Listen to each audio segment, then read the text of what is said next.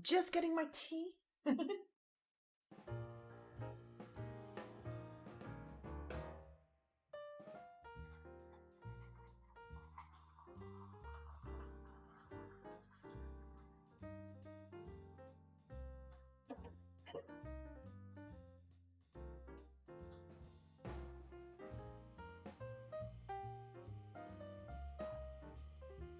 Because it wouldn't be a Joe stream if I hadn't left my tea over by the kettle.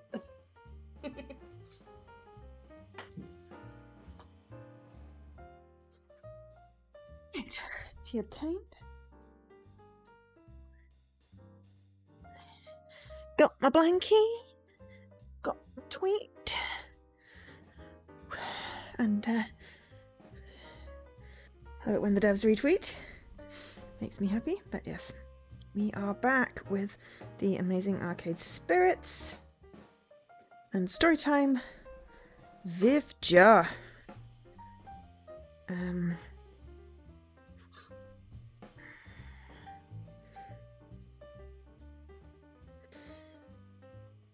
And yes, I am very, very faithful. I was all organised and I made sure that I ate properly beforehand and, you know, made tea and everything. And I feel very full now. But that's fine. So yes, so we are back with, as I said, Arcade Spirits. We are just about to enter level 4. Dan! You do exist. Hi, Dan. Yeah, so we're just about to enter level 4. We did level 1 ages ago. Level 2 was 2 weeks ago, and level 3 was last week. Level 2 involved, well, level 1 was the intro. It's basically chapters, but I like that there's levels. Level 1 was the intro. We got our new job at the Funplex. Level 2 was an expedition to go find some arcade machines and accidentally get our pants out on fire. Level 3 was MaxCon, where we were doing some advertising for our event, and I'm thinking that this is going to be the event. It's called Player versus Player, the chapter, I think. And I believe, based on story progression, that this should be the big event in which we will be having some competitions, a cosplay event, and we managed to get an indie dev to premiere their game at our event. So I'm very excited about that. I do hope that we get some follow through and find out what happened to the kittens that we rescued in chapter 2. If we get to the end and we don't find out what happens to the kittens, the end of the game, I mean, not the end of this chapter, I should have to have very strong words in the Discord about why I did not get my kitten story. But I cannot complain yet because I don't know whether there will be more kittens. Yes, so welcome. It is Sunday afternoon again already. Why does the weekend go so blinking fast? However, today we did manage to get our time-based Doki Doki achievement. I'm sure the kittens are fine. I just want to see them. You know, my kitten follow through. Don't like unresolved stories. Ooh. Excuse me.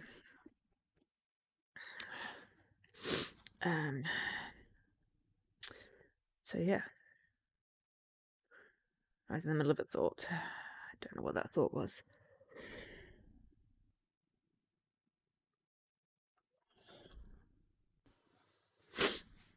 Yes, so let's wake up our controller. Yeah, we did get our time-based achievement in Doki Doki. We remembered today. We're making some progress in Monkey Island, replaying the game, get all the things I missed, and then we'll probably have to do again for the speedrun because it's definitely taking longer than 2 hours to get all the bits. Yeah, so player versus player. But then there's like, this will take us, I think, about halfway through the game. Yes, it looks like there's eight levels. So yes, this will take us exactly halfway through the game, which means we've got another 4 weeks. And then these are the different endings, I think, or possibly different endings, yes.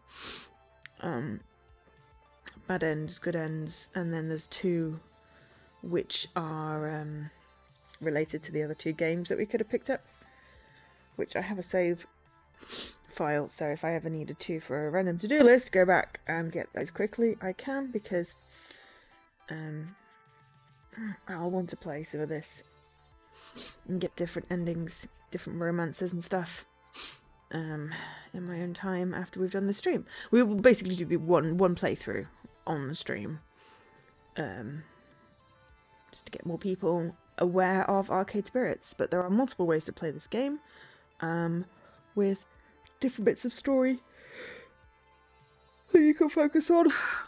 I am focusing on the ones that appeal to me, hence kittens. But there are other ones that I would have liked to explore had I the time, which I will do on separate playthroughs.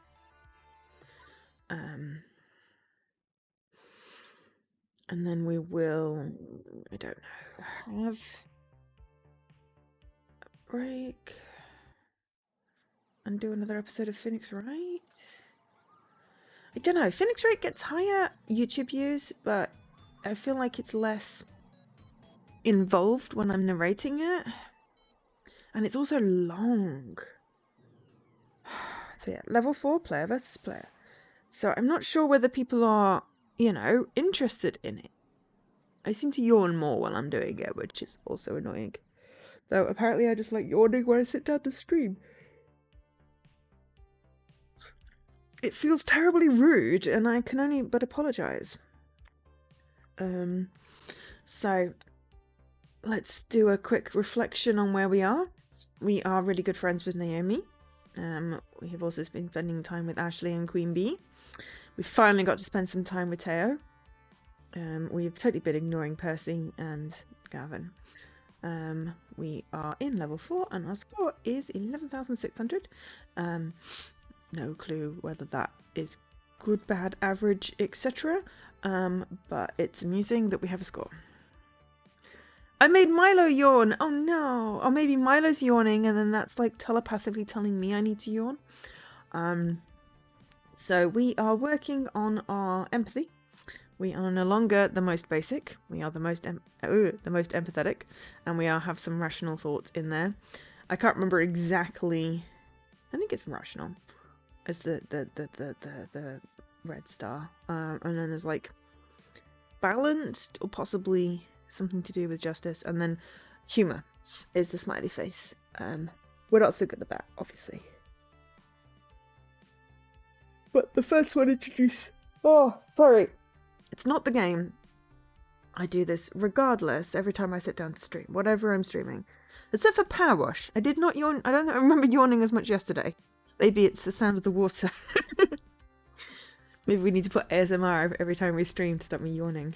I think it's something to do with, I don't know, it's like don't sit down to play games normally when I've got, you know, but maybe that's because I've also got like a TV show going and, you know, someone else's stream, so my brain has more distractions. Maybe it's something to do with that. I don't know. But yeah, we got introduced to what they mean in the very first episode, which was like nearly a year ago, and I promptly forgot. So I am naming them those things based on, you know, those are what I think they are based on the responses.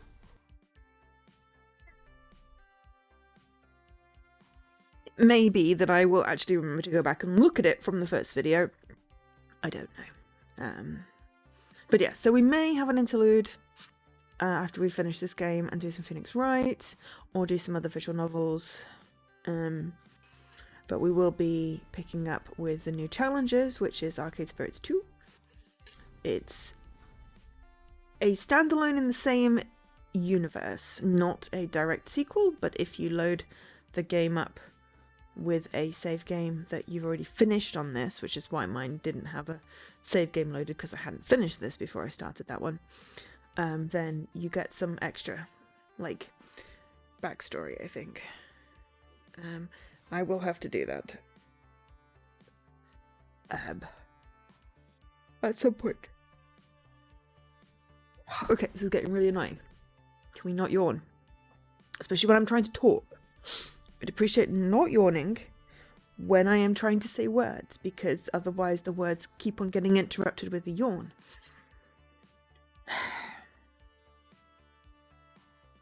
Or is it just because I had way too much? Maybe it's because I had way too much to eat. And my body is going, sleepy, need to digest. Possibly. I don't know. It's an experiment, I suppose. I usually have a bigger lunch on Sunday because I'll cook for the week. Maybe I should experiment with a smaller food and see if that helps next weekend. Anyway, beside the point. We're working on our stats. And it is the future year 20XX. And this is my hour. Well, it's going to be about 3 hours. Well, maybe 2.5 hours, because that is how long these chapters take to read, which is good. The second game, it was about 4 and something hours for the first chapter. So I'm not sure whether we'll have to split up the chapters or whether the first one is just longer. But it may be we split up the chapters differently. Because we can't go from 2.5 hour streams to 4.5 hour streams. It's not a power wash. But I also kind of like the idea of having a stream per chapter. So we'll just have to see. But that's going to be, like after Easter type situation. So that's a long way away. Anyway, Max is come and gone. And we're hoping a good number of folks, the folks we reached out to there will be here today at my big event, Funplex Rising. We did not come up with a better name than the one that was suggested because I am bad with naming things. So yes, it is the Funplex Rising. I was correct in my guess. Yes. I was thinking a thing.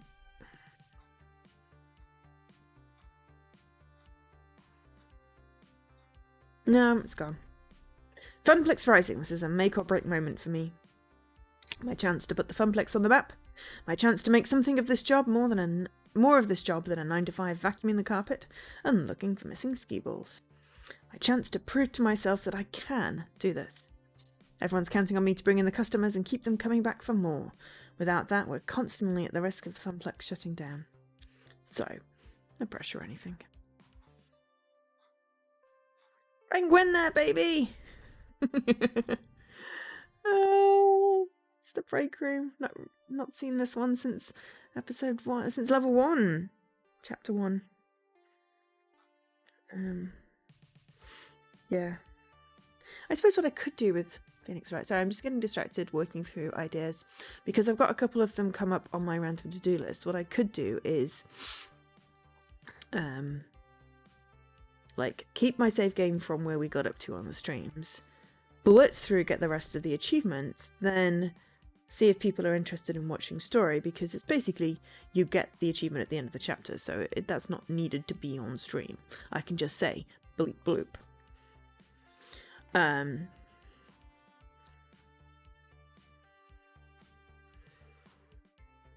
it's not hanging around like a bad smell on achievements, but if I want to, go through them, then I can. I don't know. That could work.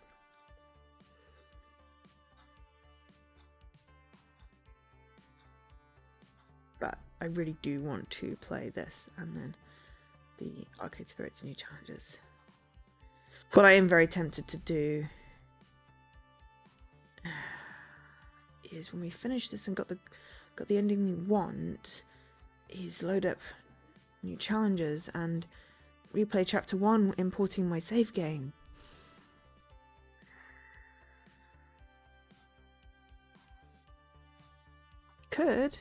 We could start a new game. Because it would be kind of cool to have it follow on. And okay, yes, we have to replay the first chapter, and that was long. But then it would be worth it, if like Queen Bee or Naomi or Arikada, I don't know if our character would, but it'd be cool to have like that follow through. We might do that. Okay, it's going to add an extra stream, but I think I'm okay with that.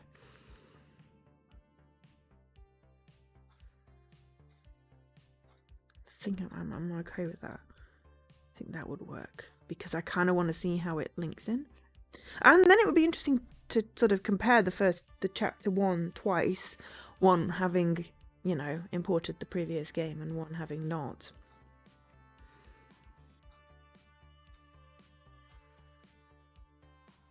Yeah. That sounds like a plan. My brain is in organising mode. You know, this is why I've sorted out my tea cupboard and my table is now clear, but it looks boring now because it's empty. So I need to figure out how to make it non-boring, but also still clear of stuff. I'm thinking tablecloth, which I have, which then is the decent amount of effort. But yeah, I've been having an organisy weekend. Studiously avoiding the 2 things that I do need to do this weekend, but I've been organised. But isn't that always the case? You know, you've got something to do, so therefore you do everything else except the thing you need to do. But at least I have food for the rest of the week. That is sorted. It is very tasty. I should have been warned to have a smaller portion because it is very rich. But yeah. And we still got this evening. If we maintain this level of awakeness, then I might be able to get at least most of the things that I'm supposed to be, the 2 things that I'm supposed to do, which is basically finish my CV and finish off something for a surprise for somebody, which I'm not going to say because they watch the stream. But it is their birthday coming up. So yes, maybe I'll get that done this evening. But yes, I do need to finish off my CV. It's nearly there. I'm a perfectionist, so, you know.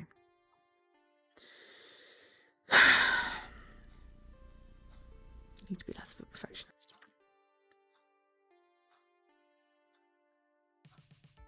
But I do need to finish off my CV. I need to stop getting distracted and read the story, else this is going to take 4.5 hours.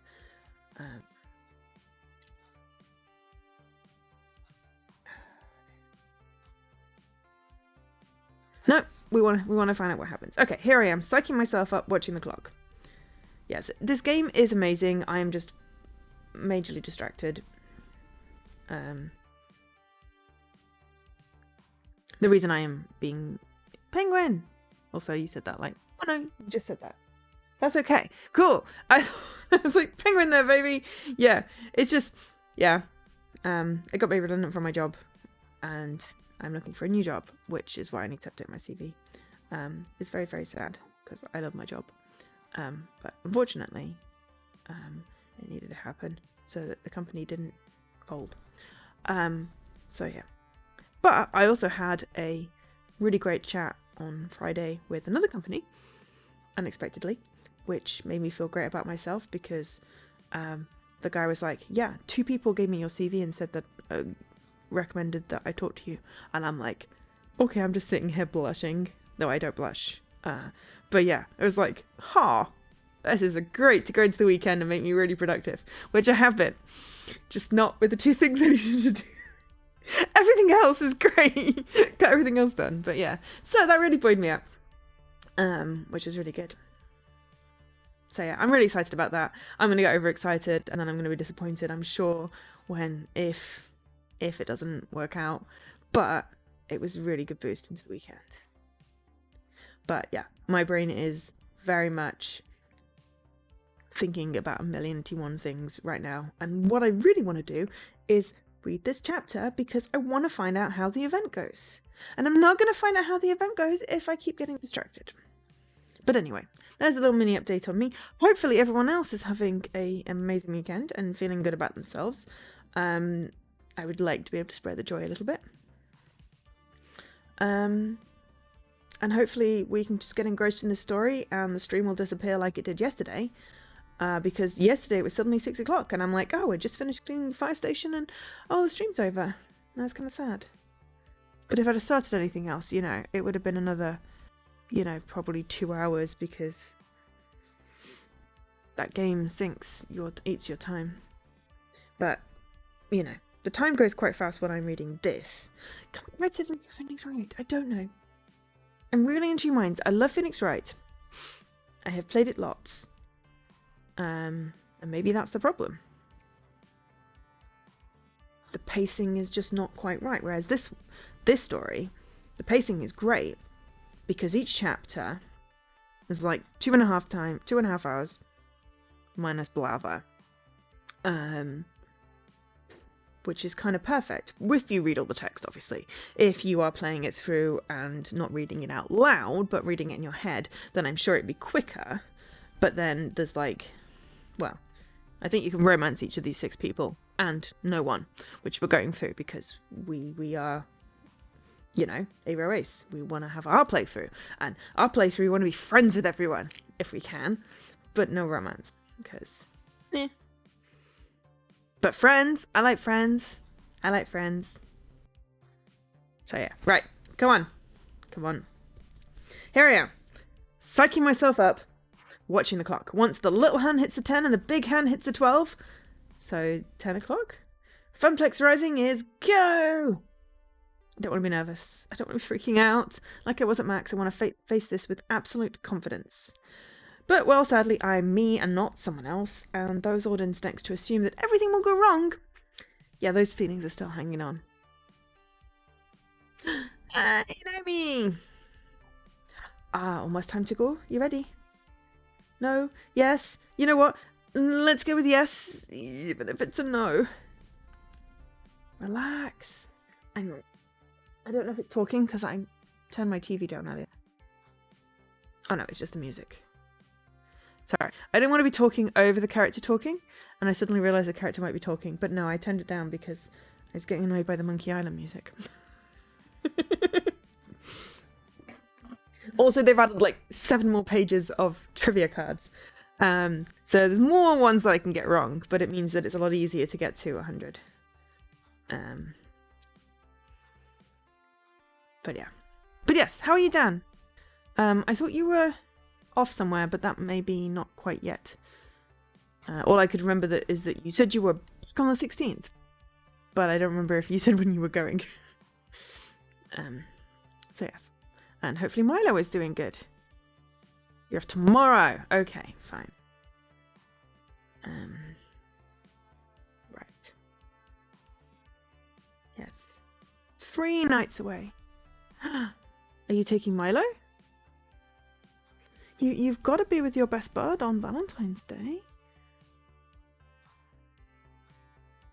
And the most important question is, are you going to be able to watch my Valentine's stream? Because Jessie and I are doing a ridiculously titled visual novel co-stream. Milo is contented you just gave him back Donkey, so he's taking the stuffing out. As in from Shrek, or just coincidentally named? Is it puppy friendly stuffing? he really loves his donkey. You and Milo in a cozy cottage. No, it's fine. Don't have to watch the stream. But I'm glad you're going with Milo. He's called Donkey because it's the donkey. Exactly. That's why Donkey and Shrek was called Donkey, right? And then I got ridiculously excited over the Donkey Dragon babies because they were absolutely adorable. Do you have Donkey Dragon babies? But yeah, you and Milo in a cozy cottage. That sounds really nice and relaxing. Is very tall. Aww. I can imagine that you're going to go make friends with lots of bunnies and maybe a deer, and it's going to be a little bit like Bambi, but without the death. As a puppy, you didn't trust him not to eat the stuffing. Do you trust him not to eat the stuffing now?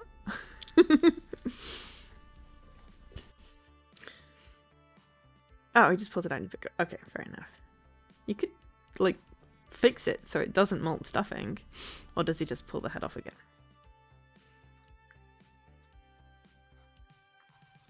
There are places that will restore toys. They have TikToks. I like watching it. I would rip it open. How vicious. How vicious. Relax, you're a people person. Go out there and be a person of the people. Yeah. I'll be behind you every step of the way. I thought you were planning to hide in your workshop. Well, turn your back to the door, technically be behind you. And drop by now and then to keep me company, maybe. But definitely focus on the event. That's your big day. Good luck. Please tell me you've got a kitten in your workshop, because I'll totally visit you if there's a kitten in the workshop. 10 o'clock, time to do this. You can do this, Ari. You know what? Even if a family curse makes you fit... Oh yeah, so there's a family curse. I don't know if it's real, but it's definitely psychological. Even if a family curse makes you fail miserably and crash and burn, at least you can say you took an honest whack at it. You'll never succeed if you don't at least take a few whacks. That just sounds vaguely dirty. With that settled, I push through the door and out into the arcade.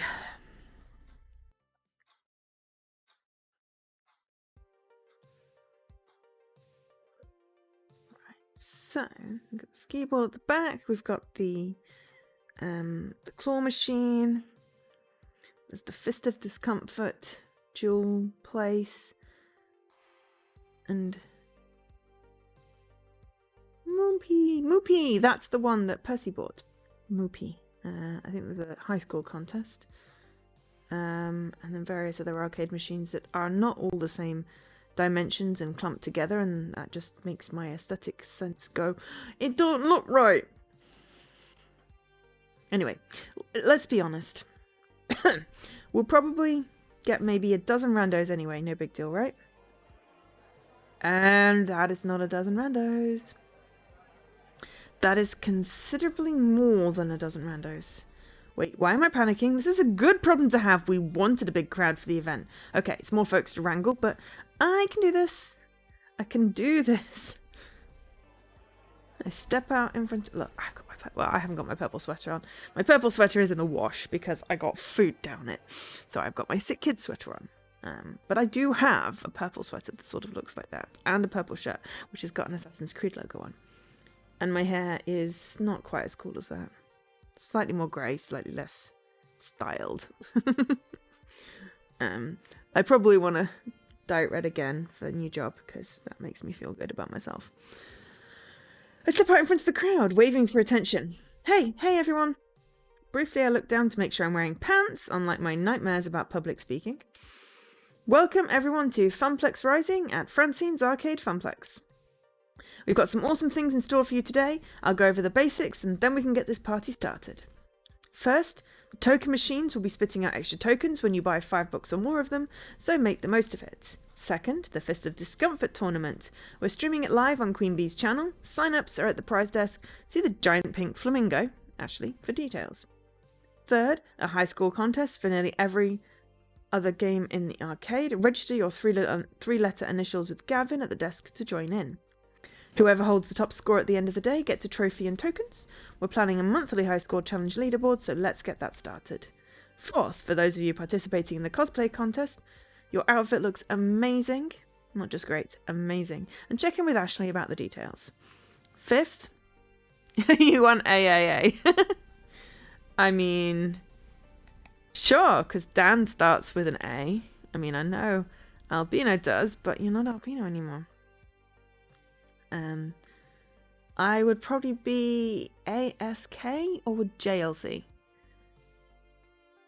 JLC probably, because those are my initials. I imagine it has to be unique, so, but if Gavin's doing it, then he'll be very organised about that.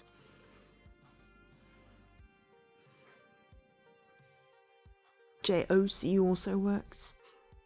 Doesn't matter, I can't play, so that's beside the point. Fifth, I can confirm the rumours. We're going to have Magical Moon Cuties playable on the floor today. The Funplex is home to the indies. Finally, in a few minutes, I'll be revealing our new rare game. Only a few prototypes were ever made, and today you'll get to play one of them. Please don't break it. All of those things were on the flyers and the promotional website and so on, meaning the point-by-point was kind of redundant. They're ready to go.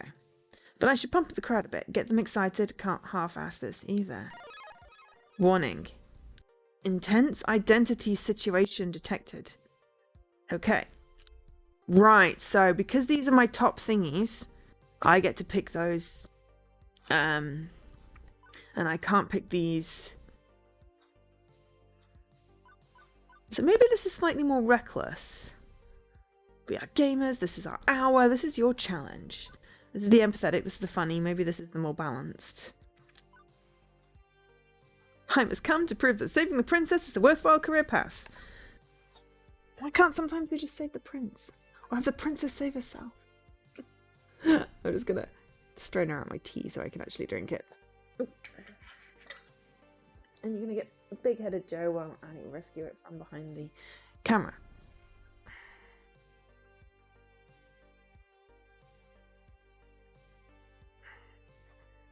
I can't actually put the lid on my tea cup properly.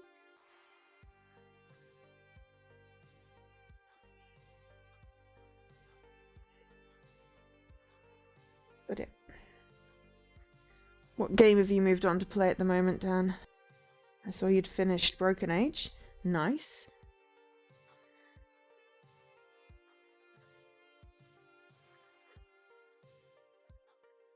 Is the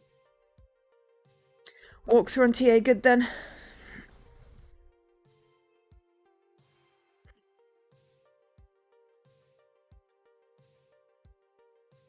I should get back to that at some point.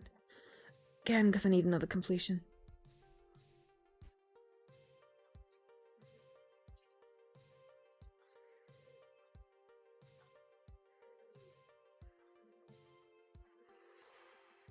Anyway, so veteran and newbie alike, I hope you all have a lot of fun and make new friends today. It's not perfect, but the speedrun part is fine. Okay. Did you comment on the walkthrough thread where it wasn't perfect? Because that's how we get the walkthroughs improved. Or at least, you know, I always check the walkthrough thread before I play, just in case there's stuff missing. I like We Are Gamers, this is our hour, this is your challenge. There we are. And plus that gives me a bit more of the slightly reckless. We're going to go with reckless and empathetic.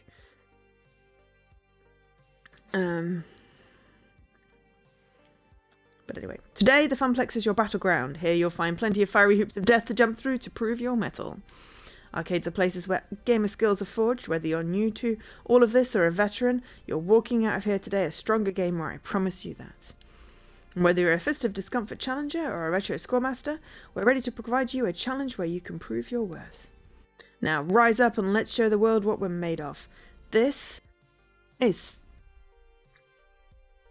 a hiccup right in the middle of my sentence. This is Funplex Rising. Yep, that got them excited. Right, okay, now it's time to reveal our new rare game and get this show underway. Gavin and Naomi wheel the tarp-covered game out from the back room. Excitement builds in the crowd as it's pushed into place. I mean, it's a typing Space Invaders. I'm excited about it. Hopefully everyone else is. My friends, I give you Phrase Invaders, an incredibly rare Japanese import where you must accurately type words to shoot down alien invaders. The crowd's reaction is immediate. It exists? I'd only heard of it spoken in myth and legend. I must play this game immediately. Whoa, one at a time. Well, technically it's two. There's two keyboards. A good portion of the crowd bum rushes the game, eager to be the first ones to get their hands on those clackety old keyboards. Sweet. I knew that game would be a hit. Cece? Well, today's event drew a very hardcore audience. So, it's the audience you want. They're the ones that are likely to keep coming back. They're the ones that will keep the Funplex open, which is what we want, right? Whether or not a rare Japanese import draws consistent profit over time during normal operating hours remains to be seen. Sheesh, why do you always have to poop in our ice cream, Gavin? Just let us have this. My nerves unwind somewhat on seeing everybody ready to go. Maybe today will work out just fine after all. I mean, do you have a decent queuing system implemented? Because otherwise it's going to be a nightmare. It looks very small. Also, why is the stage literally in front of the doors? That bothers me very much, I have to say.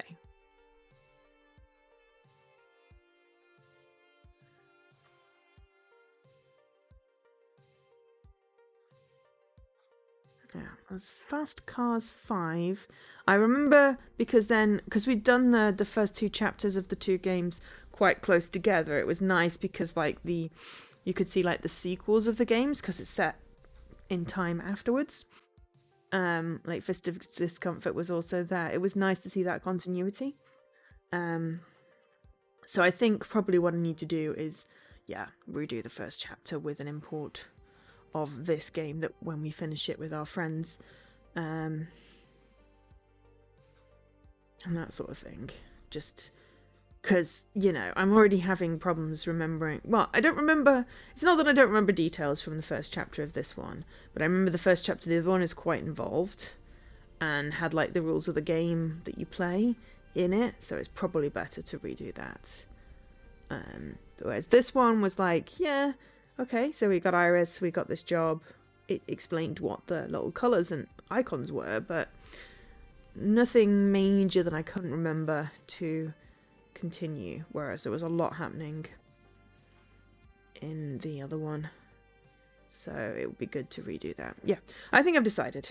I have definitely decided. I keep talking about it because brain's doing the mile a minute thing. But with the event underway, folks head off to sign up for the high school challenges, the FOD tourney, or just to go play some games. As for me, I work my way through the crowd and back to the desk. One thing to do, check in with our VIPs before they dive headfirst into the storm. Teo's manning the stage to encourage folks to get silly on the dance floor, Percy's preparing for his Moopy run, and Queen Bee's ready to face her first opponents. I know I can rely on the staff, but in a lot of ways, the gamers are our star talent for the day. It's their event and I need to support them. For starters, I wave over Teo. Everything set for today's dancing, Teo? In Teo fashion, he winks and gives me a thumbs up. Absolutely. Ready to rock out, but can't stop to chat. Running the stage is my focus for the next few hours, and it's going to take every ounce of social juice I can squeeze out. If you need me, check me out during the lunch break, okay? Phrasing! And okay. Percy, world record time, you up for this? I don't remember what he sounds like. Absolutely. Well, okay, he definitely looks focused today. Not his usual softly smiling self. We haven't spent much time with Percy beyond in the first chapter. He bought the game. He spent like ridiculous amount. It's like 10 grand or something on this game because he just wanted to keep playing it. He's really rich. Apparently. But I don't remember much about it and I've not really had a chance to talk to him. It's possible in the later chapters we'll get a chance to talk to him more. But again, we're also focusing on trying to make this like a female friends run through. So given the choice between, one of the women and one of the men, I'm going to pick the women. Because that's my choice for this playthrough. But I am definitely going to do a Percy run at some point because I am intrigued by his story. Plus, I kind of like his beard. Naomi set up a little camera to record the whole thing. While I set the record, I'll submit it as a new high score to defeat. Culmination of years of effort all coming to a head. Pressure's well and truly on, isn't it? I can always try another day, but yes, this isn't for me. I mean, it never was for me, but today, it's also for you. For the funplex, you mean? For you. This event is more than a way to put the funplex on the map. It's like your own personal high score attempt. Chasing a dream, always grasping just out of reach. I'd hate to let you all down. Morale improvement systems online. Aim the encouragement cannons. Ooh. Is there anything I can do that makes it easier? I mean, that's useful. Win or lose, we'll be all proud. It sounds trite. If you bungle, there's always Donkey Kong. I'm going to go with this particular basic. It's maybe basic, but honestly, this is what I would be like, can I do anything to make this easier? How many hours do you think this will take? An optimized world record run? About 6 hours until the kill screen. Should fit neatly into the boundaries of Funplex Rising. All told, that's actually quite tame by arcade marathon standards. The poor fellow who eventually got a billion on Nibbler enjoyed worse. That's still a lot to endure, and I want you to call me if you need anything. Anything! Water, food, a pep talk, whatever. I trust our noble floor attendant to rally forth neath the flag of Moopy. Yay, we got a little bit more Percy. So all the boys are on the same level. I didn't get to spend as much time with Ashley because I chose Teo over her once because I really didn't want to do breaking and entering, and I really wanted the indie game at our showcase. So I can break the rules when it would be a me thing to do, because I am playing this as me. The ideal me. The one that's tall and has long legs and not stupid short stubby legs. But besides that, anyway, if I need anything, I'll let you know. I've got no hint of what his voice sounds like, and I can't remember from the first chapter. Percy offers a quick salute, then marches off to war with Mr. Moopy's magic maze, having a seat on his stool to begin the run.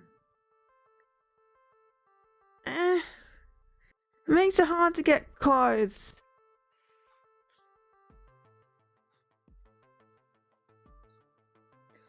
It's like my body is longer compared to my legs in proportion, and it annoys me. Most of my body annoys me.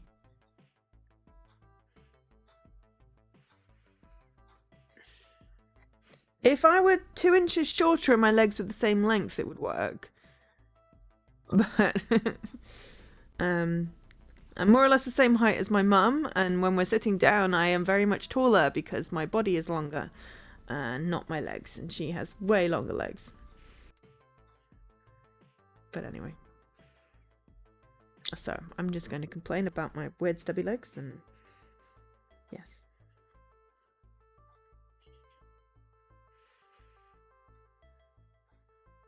Not particularly fond of my body, let's just say. But anyway, next up, checking in with... What the Queen Bee, who is not happy. Ari, what the fuck? Hey, ready for the tournament? Nope, no way. No, I am not ready in the slightest. Not for this, not for him. Oh no. With a subtle head nod, she indicates a fairly nondescript fellow with a t-shirt and jeans, standard gamer gear. But there's an unusual design on the back of his jacket, like some wide-eyed fanged oni? What is an oni? This is a local event, right? Funplex regulars, city scrubs, and a bunch of cosplay otaku from Max? That's... yes, I mean, yes, that's what this is. Then why the is a demon here? The who? Hey, listen. Known on Western shores as the Demon, and in his home country of Japan as Kami, he's the top-rated Fist of Discomfort player in the world. Oh. As for your question, Miss B, I invited him. What? Ooh. Ask me. You asked me to handle invitations for the tournament, remember? As part of my helpful assistance in setting up Funplex Rising. Honestly, I was surprised he accepted my invitation. All the other top-rated pros turned it down flat. He even flew here from Japan on his own dime. Yen, isn't that nice of him? Ari, did your magical phone fairy just put me dead in the crosshairs of the greatest player who ever lived? Maybe? Yes? We'll go with yes? Sorry? I am screwed. I am so completely screwed. Queen Bee can't be losing morale now, and I can't have my friends so frantic over this. I mean, motives. Yeah, but also, still, top-rated FOD player? Publicity? Plus, this is one of the main events, and when she's in top fighting form, she's an all-star entertainer. Gotta pump her up. Okay. Wouldn't it be a great upset if you won, though? Basic response... probably something I would say. Not particularly massively encouraging. If. That, nice sort of balanced, you know, that means you got this, you know his moves. Sensible response. Encouraging, but I'm going to go with the slightly reckless Queen Bee. Kick his ass. As Queen Bee wrings her hand and chews her lips, I lock eyes with her. Queen Bee. Yeah. Destroy him. This is your shot at taking down the demon. Fate dropped this in your lap. Now you get to do what you do best. Get and own it. She squeaks out a smile, but it's not her usually radiant, confident grin. Hey, thanks. Thanks, kid. I'll give it a shot. She marches off to join the tournament. I'm getting a sinking feeling. Did I make a mistake? My calculations estimated that having a top player would bring in at least 150% more attendance. I mean, I was just trying to help this event be the best it could be. I know, Iris, but we could have given her a heads up or asked her if it was okay.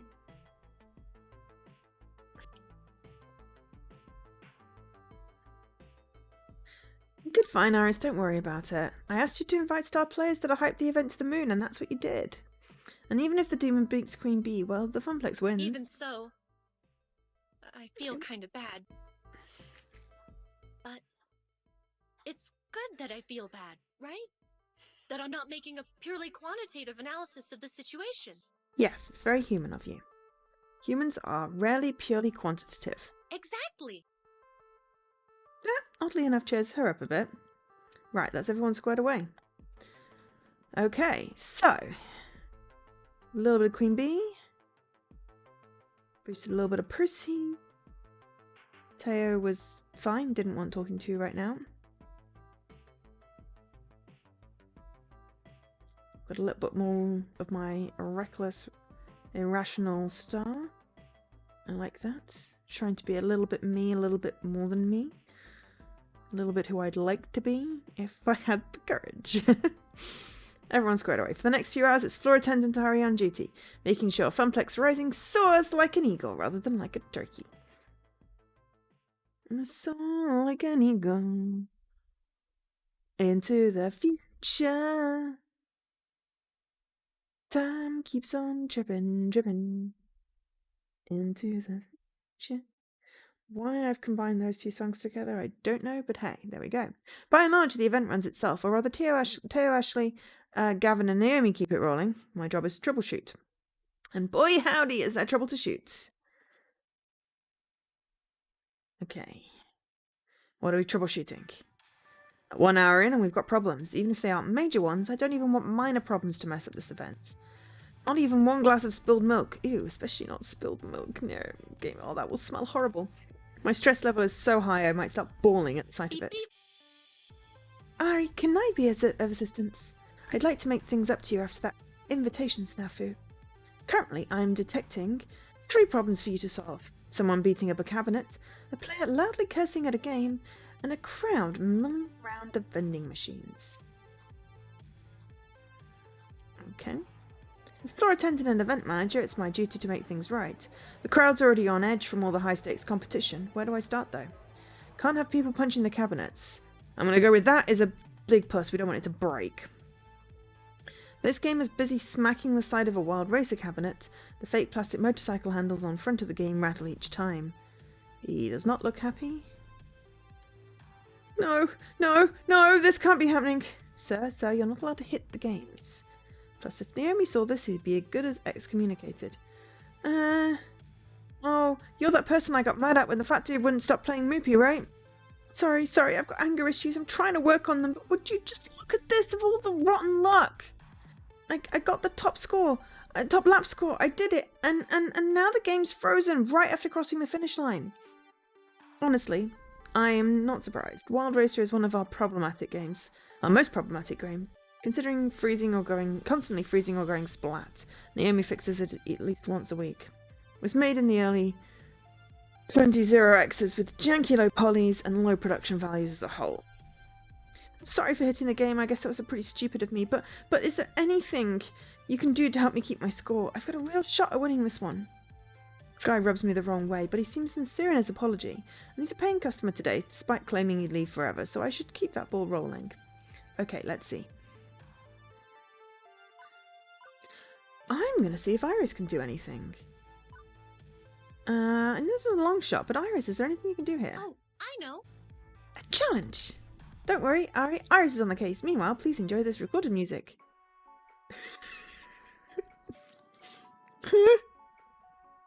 So, do we just stand around and wait, or... Thank you. Thank you. Thank you for waiting. It took some doing, but I searched and searched and found an exploit online for remotely hacking the scoreboard of Wild Racer. First, please reboot the game.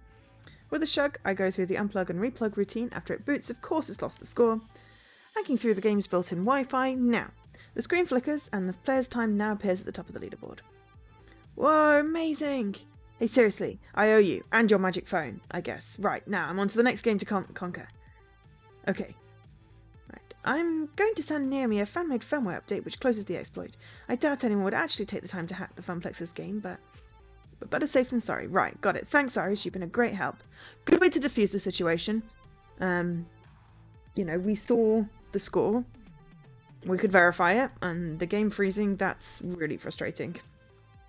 There's nothing worse than a game freezing or crashing or breaking, you know, and you don't have either a save game or a way to, you know, thingy-majiggy it. If we'd have suggested unplugging it, then that would have lost his score. We could have still asked Naomi. There's nothing wrong with that. But I figured at that point you just want something to quickly defuse it, and saving his score reasonable, plus then we've patched the machine. I don't think I need to justify it, but I feel the need to justify it. Great! Sorry. Not sorry, just sorry.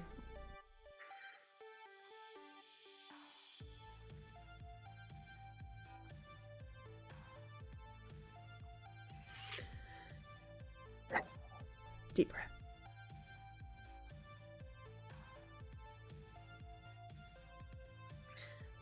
Seriously, my brain is like on hyperdrive today. Apparently.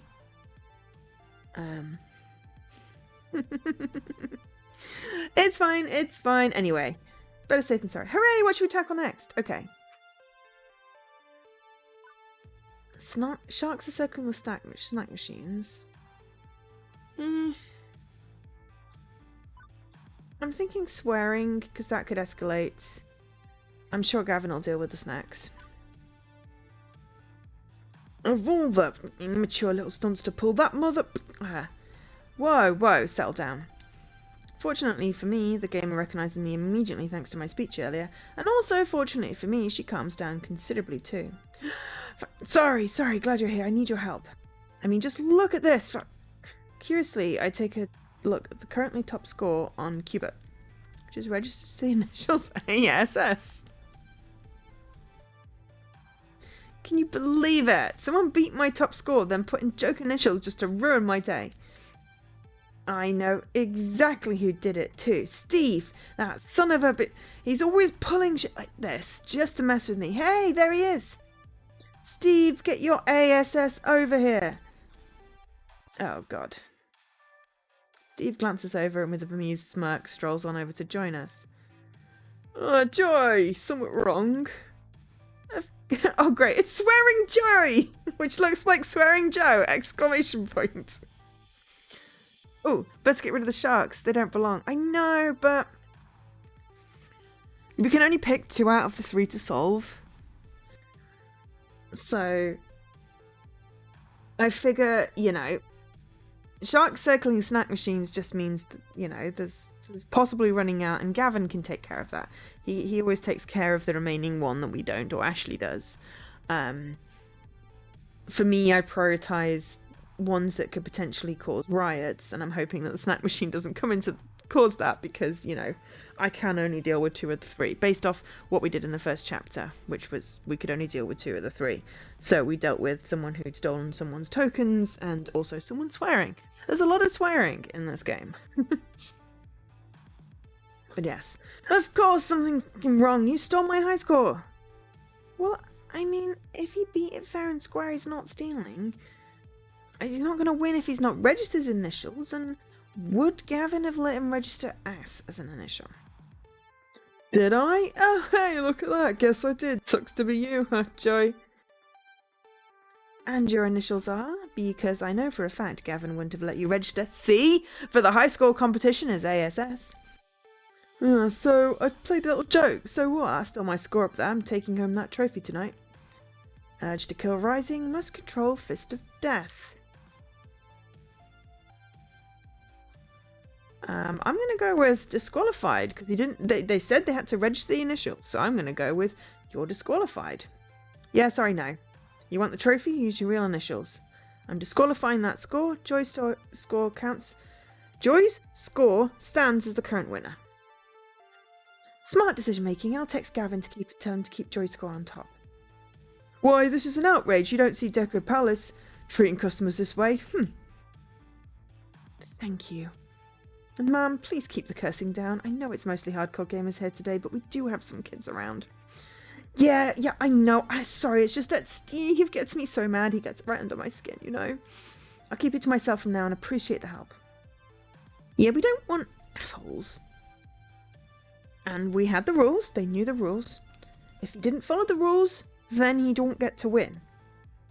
If he got a legitimate high score, if he'd have put his initials in, it would have been fine. But anyway. Blah. Feel like I have to justify my decisions today. That is how my brain is working. We're just going to roll with it. I apologise if it's annoying. I can't help it. That's just how I roll. Event manager Ari putting their foot down on troublemakers everywhere. On to the next crisis. Wait a second. Yes, you agree that's the system. I feel justified. Oops. As I look back round to the centre of the room, I can't help but notice two things. Percy's looking oddly irate. Queen Bee is missing. Oh god.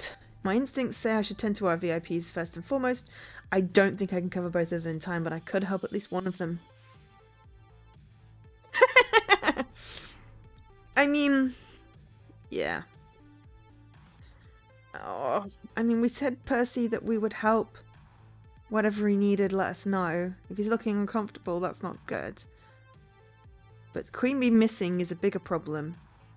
And she is our friend. We've not really talked to Percy much.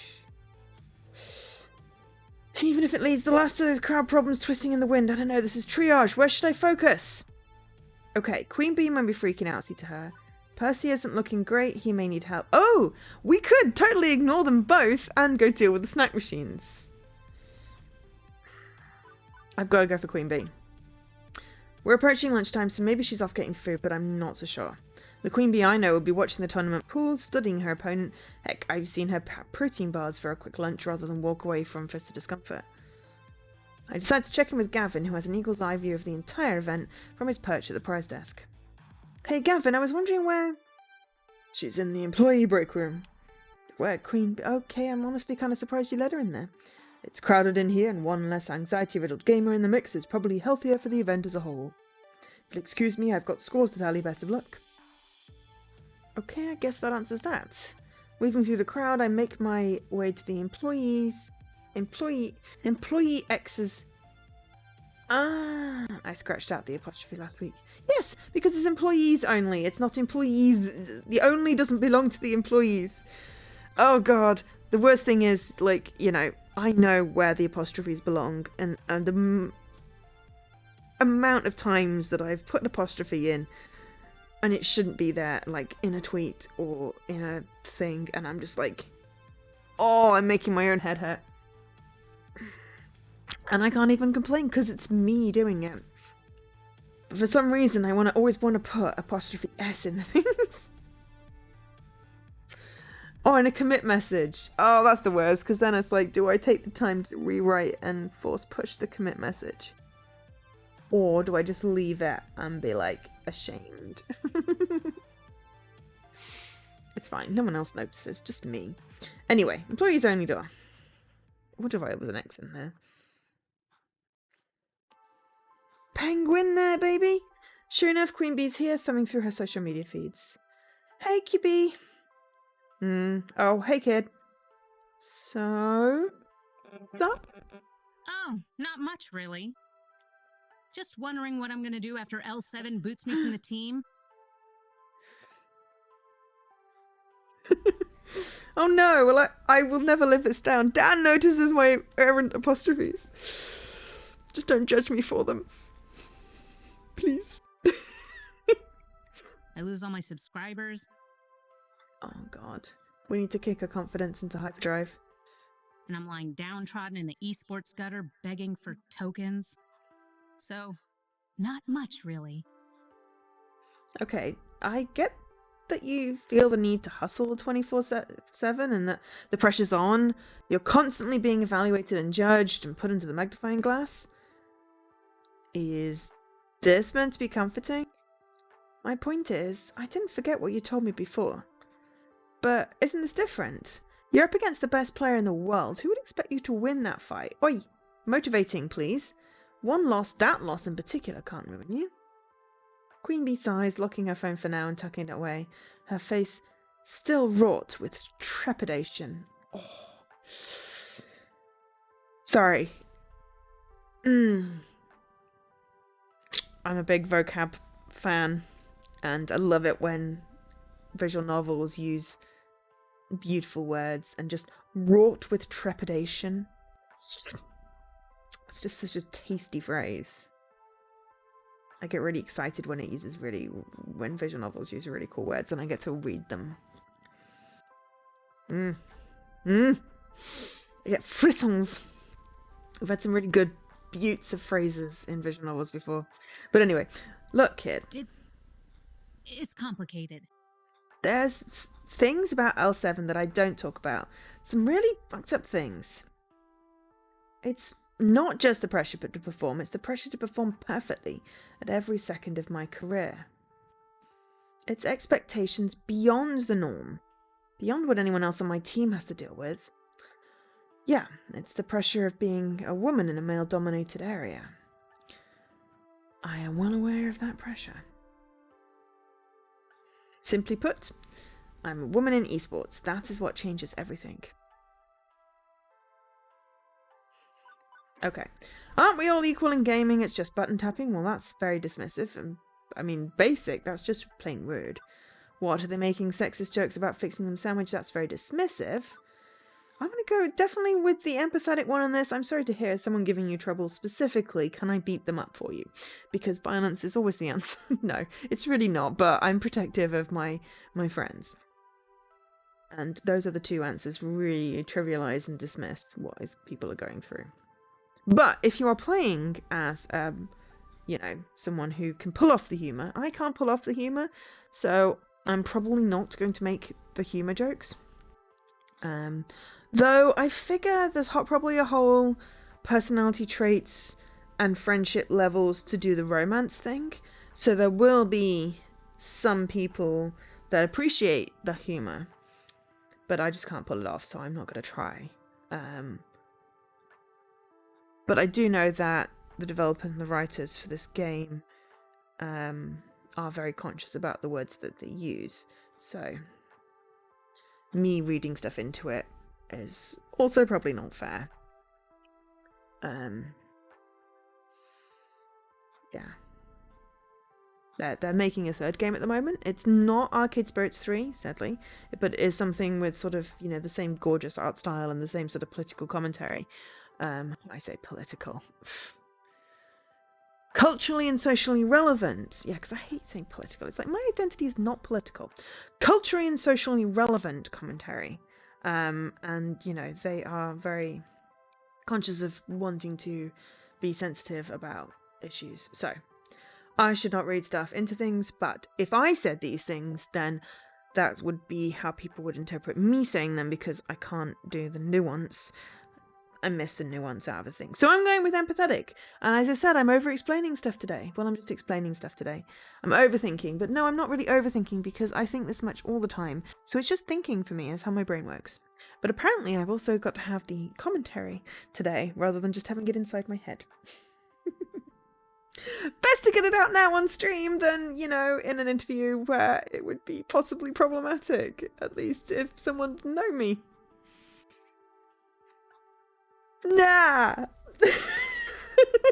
Or a client meeting, which thankfully I shouldn't have to deal with those. But anyway, it's Joe, the director's cut. Oh my god, it is. Oh no, it's Joe with commentary. When you can turn on the commentary in a game or something, or watch a movie with commentary. Because I know sometimes the director's cut is like they recut something in a different way, like they did director's cut for Blade Runner. It showed like a different interpretation of it, but you can also like turn on the commentary.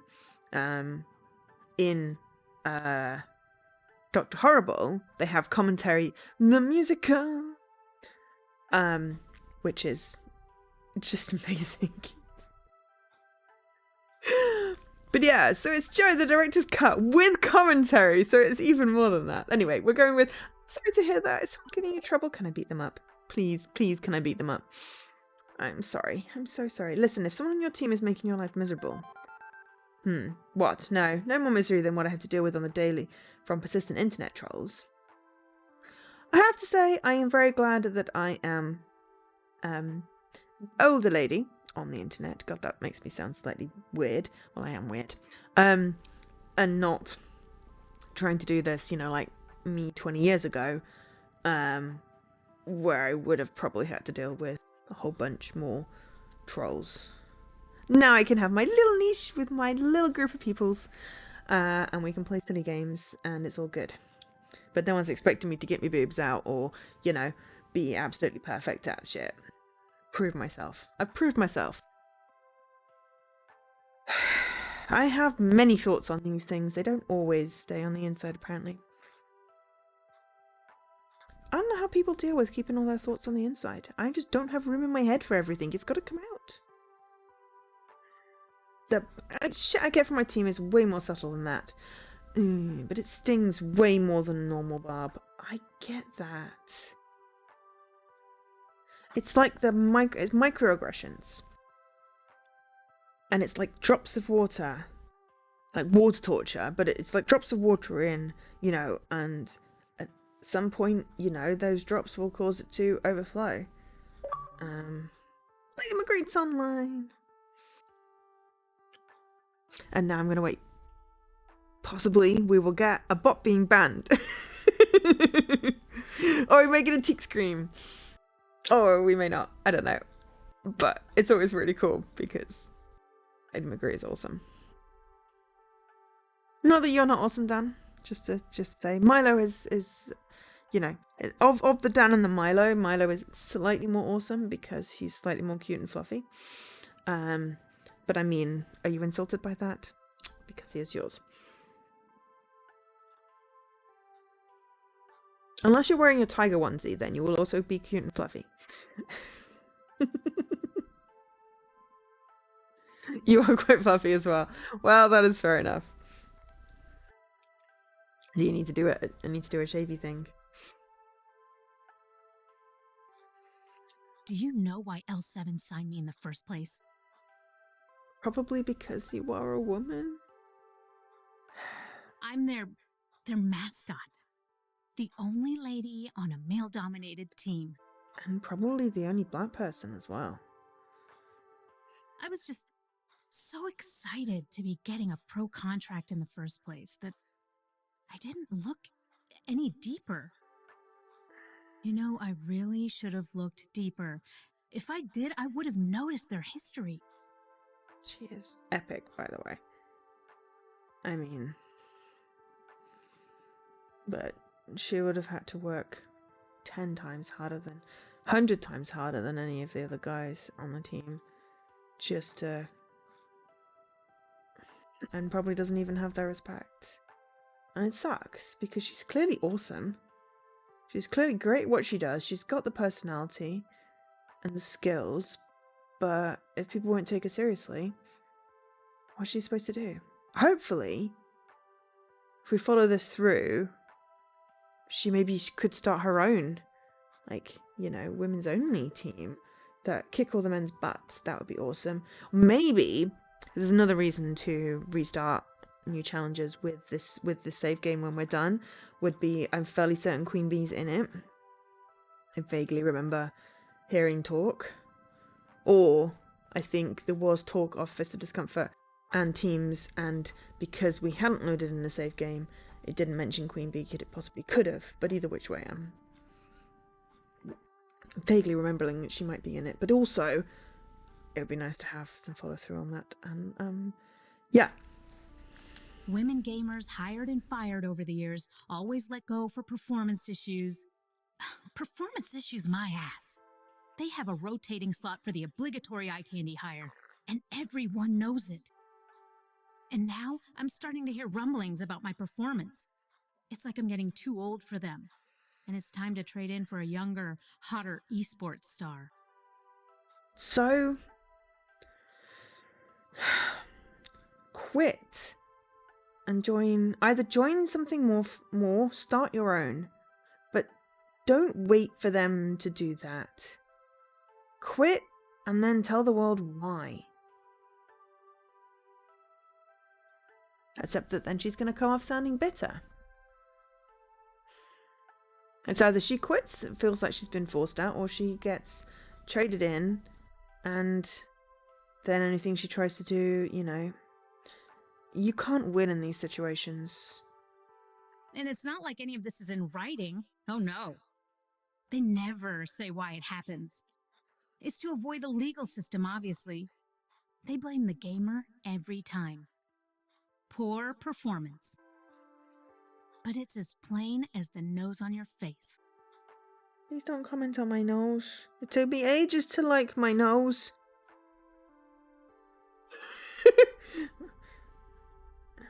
I can see my nose. But also I can see my nose on the camera anyway. But yeah. I think I like my nose better now because I prefer my hairstyle. When I had my hair like longer and I would pull it back, I hated my nose because it's all you could see. But my nose suits my face now.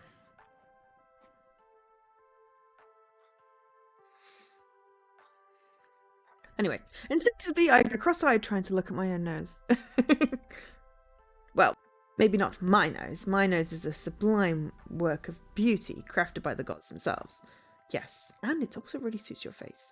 And also your lipstick matches your nails. Ugh. You're such an icon. Very aesthetically pleasing. This kind of shit happens all the time in esports.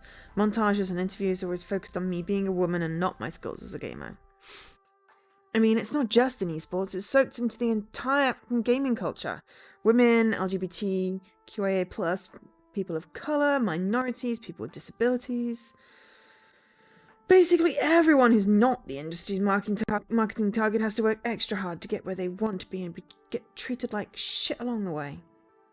I fought tooth and nail to get where I am now, and have it be threatened because I don't uphold their sexist standard anymore is frankly bullshit.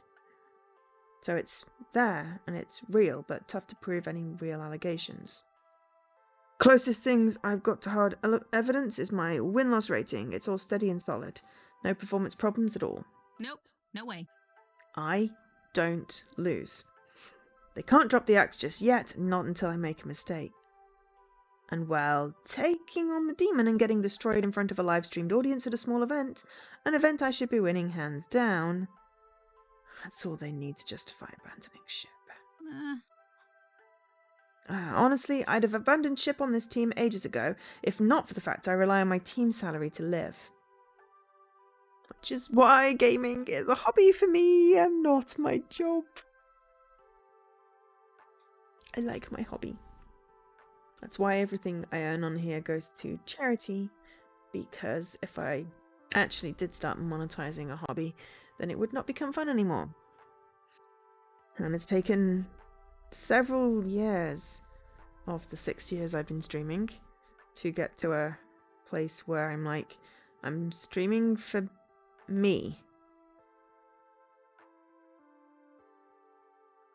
Not for anybody else. Okay, I am streaming for other people, but I should pick games that showcase me. Like my silly voices and the point and clicks and the puzzles, even when they're platformy puzzles and I'm really bad at them and I get quite frustrated. But the gorgeous, gorgeous, gorgeous art in the games and the cute things. That's me. Twitch keeps on going, oh, you've streamed this. Why not stream these really popular games? Because I don't want to stream the popular games. I want to stream the games no one has heard about, that then make people go, oh, this is really cool. I want to buy this game. That's why I stream. But it would be cool to get a few more followers. Just to get it out there a little bit. Hi, Lady McGee. Oh, I was wrong. But hearts are good. We love indies. But yes, hi Lady McGree. I was saying how awesome you were, and I was wondering whether you would come in with a ban or a teak scream. But an indie love is great. Oh, and hi Leaky.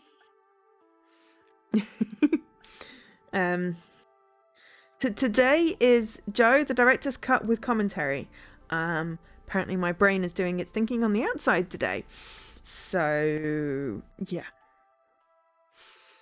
Just as a fair warning, it's completely the opposite of yesterday, where I barely said anything and just washed a firehouse for 2 hours. And some other little bits for the hour previous. Apparently today I'm doing my thinking on the outside. I like that. That's a good way of putting it. Doing my thinking on the outside. But yes, so basically stream of consciousness, justifying everything, and commentating on stuff. Your son's wondering... Oh! Mic check?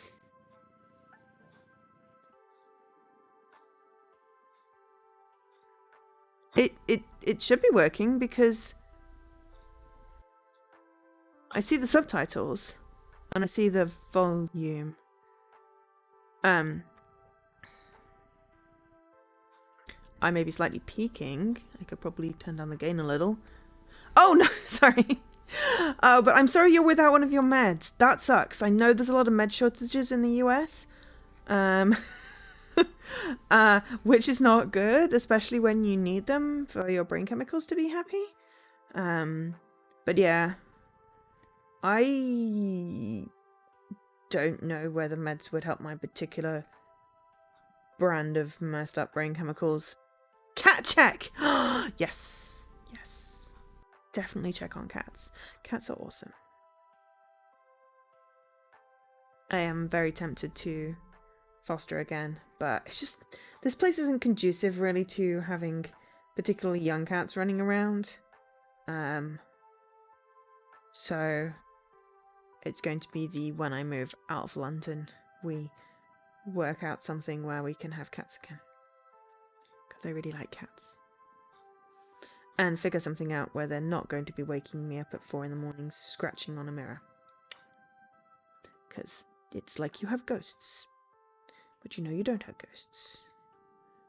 But you really wanted to get in the wardrobe. So yeah. Hi, I'm Joe. Catios are a very awesome idea. There's a catio at the cat cafe, the Lady Dinah's cat cafe, which is really cute. But yeah, I'd want to like build some sort of cat obstacle course type thing because I don't always have chance to do the play things, and not necessarily sure that I would want to let them outside or whether I could let them outside if I'm fostering. So some place for them to climb and scratch and what have you. I'm thinking like the attic room is pretty much going to be like, could be like cat playgrounds, but also like guest room for my nibblings when they come and stay. I have a notebook that I'm putting ideas in. But yeah, either which way.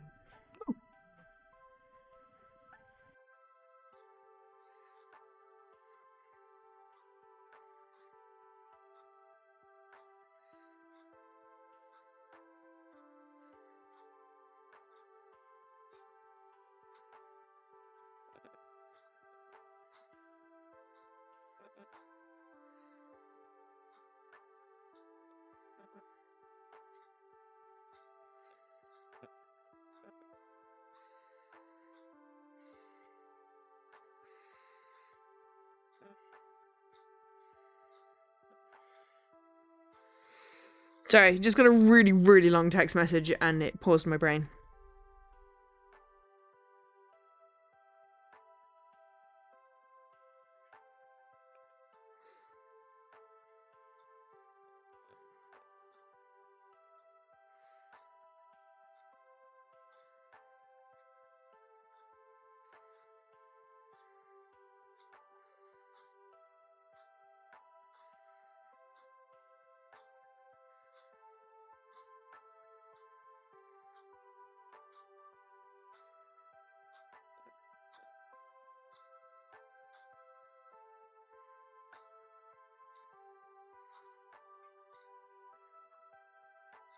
I'm just replying to the really long text.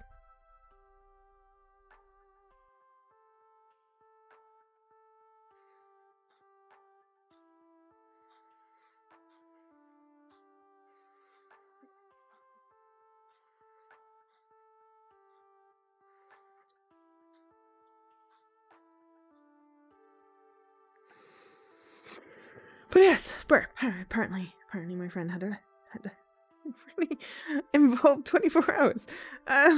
So yes. Yes, Catio's. How did we get from... Oh, because we were talking about... I was explaining why my brain is doing Commentary the Musical. Except that it's not Commentary the Musical, it's just Commentary.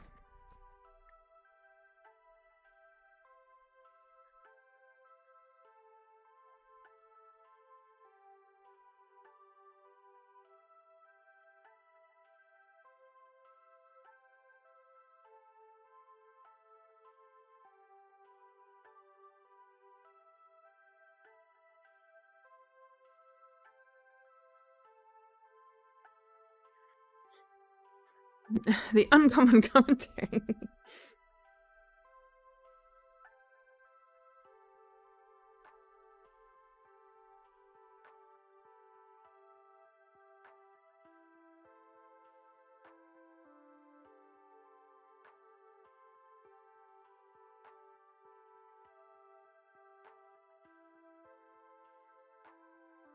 Sorry.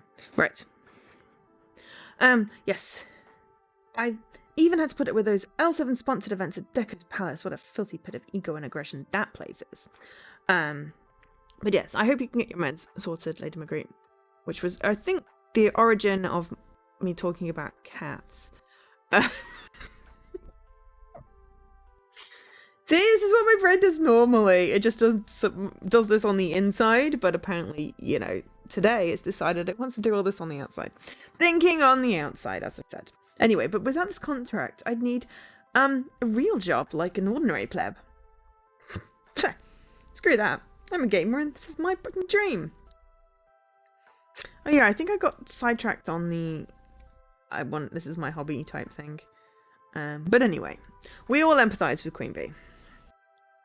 So I suck it up and endure all the little microaggressions. No way around it now. If I want to keep being a pro, I have to beat the demon. But how do you kill that which has no weaknesses? Come on, everyone has a weakness. What's his? Maybe. Maybe if he has a heart attack or spontaneously combusts. Being on fire is totally a weakness. Maybe walk me through it. In Fist of Discomfort, how do you counterplay your opponent? I'm utter crap at that genre. Maybe explaining it to a noob will help. Hi, Havor!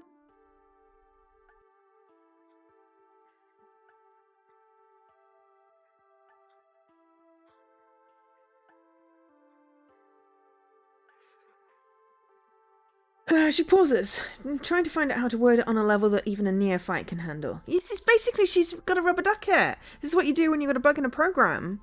You know, you talk it through to someone, you explain it to someone and hope that, you know, you'll figure out what it is on the way. Let's see.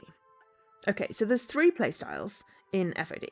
Aggro, mid-range, and control. Put simply, aggro is quick beatdowns, mid-range is balance, and control is long-term planning. Maybe. In this case, I play aggro, and from what I know about the demon, he's an absolute perfect control gamer. A control player. He uses elaborate item combinations to stall the game, and then steals your doom. And I'm going to hazard that control beats aggro.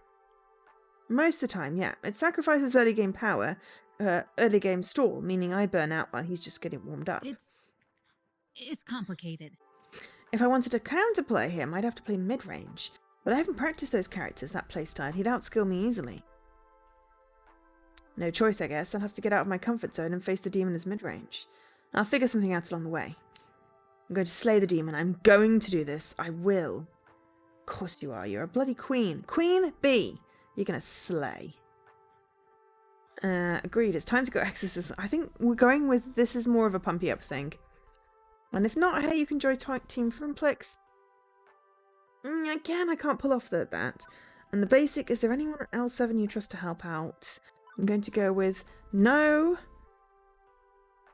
Otherwise, someone would have spoken up sooner, right? Right, let's go access this. Then I think it's time to load up on holy water and crossbows and purge this entity from our sacred funplex. Now we're talking. See, we'll get her fired up, pumped up. Got the confidence. You can do this, Queen Bee. You may not have practiced on that particular playstyle, but if you know you would lose using your normal one, it's sensible to change. Let's put L7 aside for the moment, because even if I win this battle, I'm leaving him in my wake. But here and now, it's time to focus in on the fight. Hey, thanks.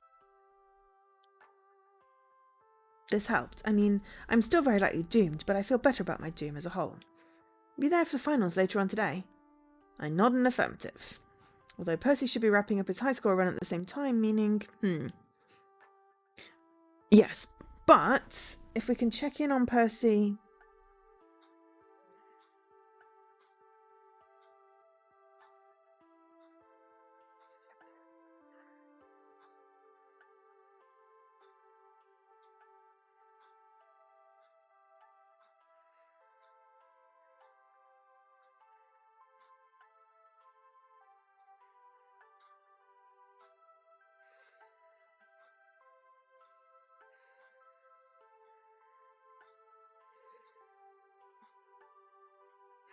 We can check in on Percy at some point, that would be great. Or maybe we just abandon him in this playthrough and apologise later.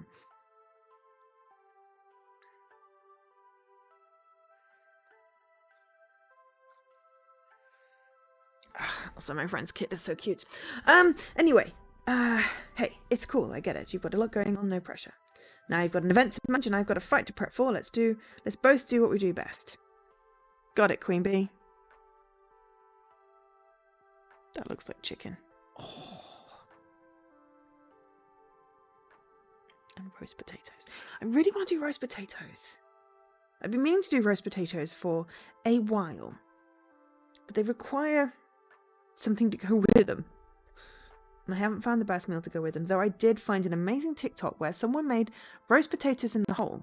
So like roast potatoes with Yorkshire pudding around them. So like toad in the hole but with roast potatoes. So roast potatoes in the hole.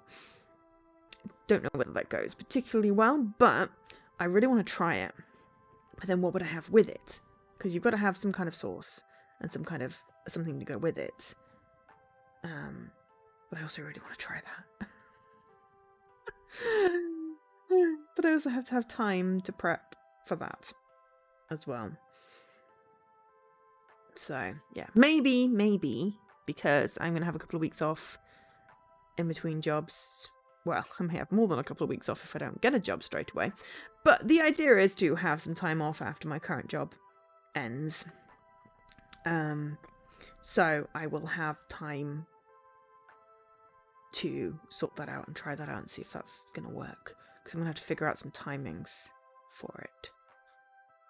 And then I shall feed back to everyone in the food channel on how my roast potatoes in the hole, roast potatoes in Yorkshire pudding, went. So I have, cooking, I have the logic for it. Just need the time and then something to go with it. I could possibly do it with, a steak and sauce. I feel like it needs gravy. So I don't know. Thinking about that. Got distracted. Not quite sure why I got distracted with the roast potatoes in the hole, particularly right then. Oh, because Patrick sent me a picture of chicken roasting in the oven with roast potatoes. And it looks amazing. There we go. That's where my distracted brain went that time. You got it, Queen Bee. She pulls out her phone to do a lot of research as I depart. Excellent. Now, hopefully the snack machines didn't explode. And we hopefully will have a chance to at least talk to Percy today. Half of Funplex Rising in the can, half to go. Been running myself ragged trying to catch every little problem, and there's still plenty left to do, but no sense not practicing self-care too.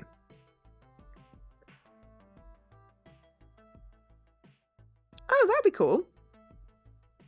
My cooking is extremely haphazard and distracted. I burnt butter today, and instead of going, oh, I'll just use it, I started again, because the last time I went, I just used it. It made my whole dish taste horrible.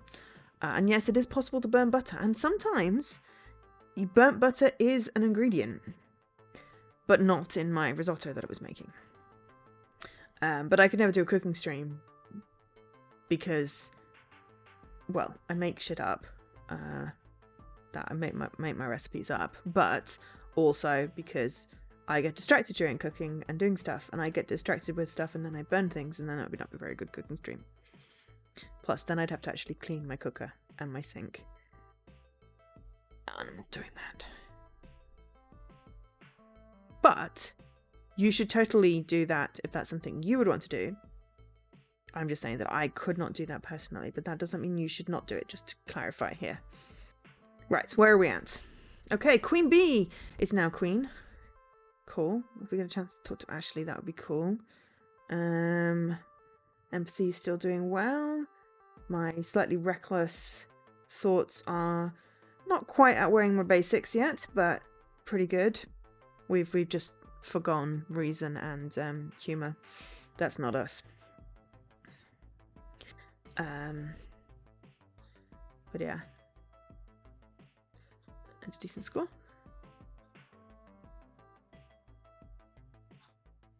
I mean, I would totally watch it.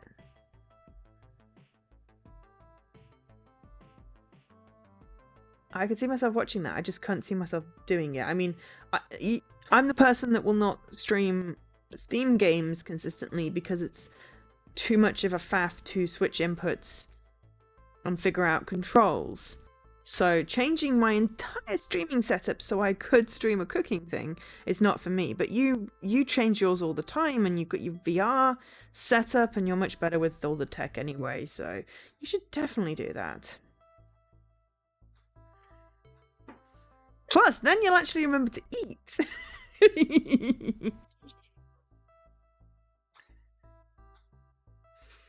And then you should share, like, save the VOD and then, like, put the recipe in the VOD and stuff. But yeah. So yes. I should practice some self-care. It's time to get my lunch on. And I'm going to take that... Oh, it's exactly halfway through my stream. I'm going to take the time to have some tea.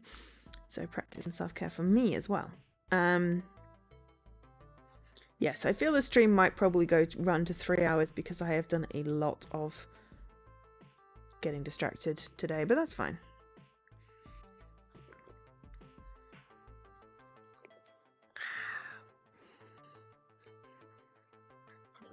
There we go. Time to get my lunch on. I already had lunch. While a nice quiet moment to myself would probably help, what would help more would be a smidge of social interaction beyond crisis management. Percy and Queen Bee are obviously tied up in their own affairs, but everyone else should be open. Who could I lean on in my time of need? Naomi in her workshop, Gavin in her scorang. Gavin in her. Oops. From Gavin could I think I munged some sentences together. Okay, we could talk to Teo. Gavin. You see, we're not really doing that. Ashley just ducked into the employees only room. I feel like we should talk to Ashley, but I'm also really... I want to see how Naomi's doing.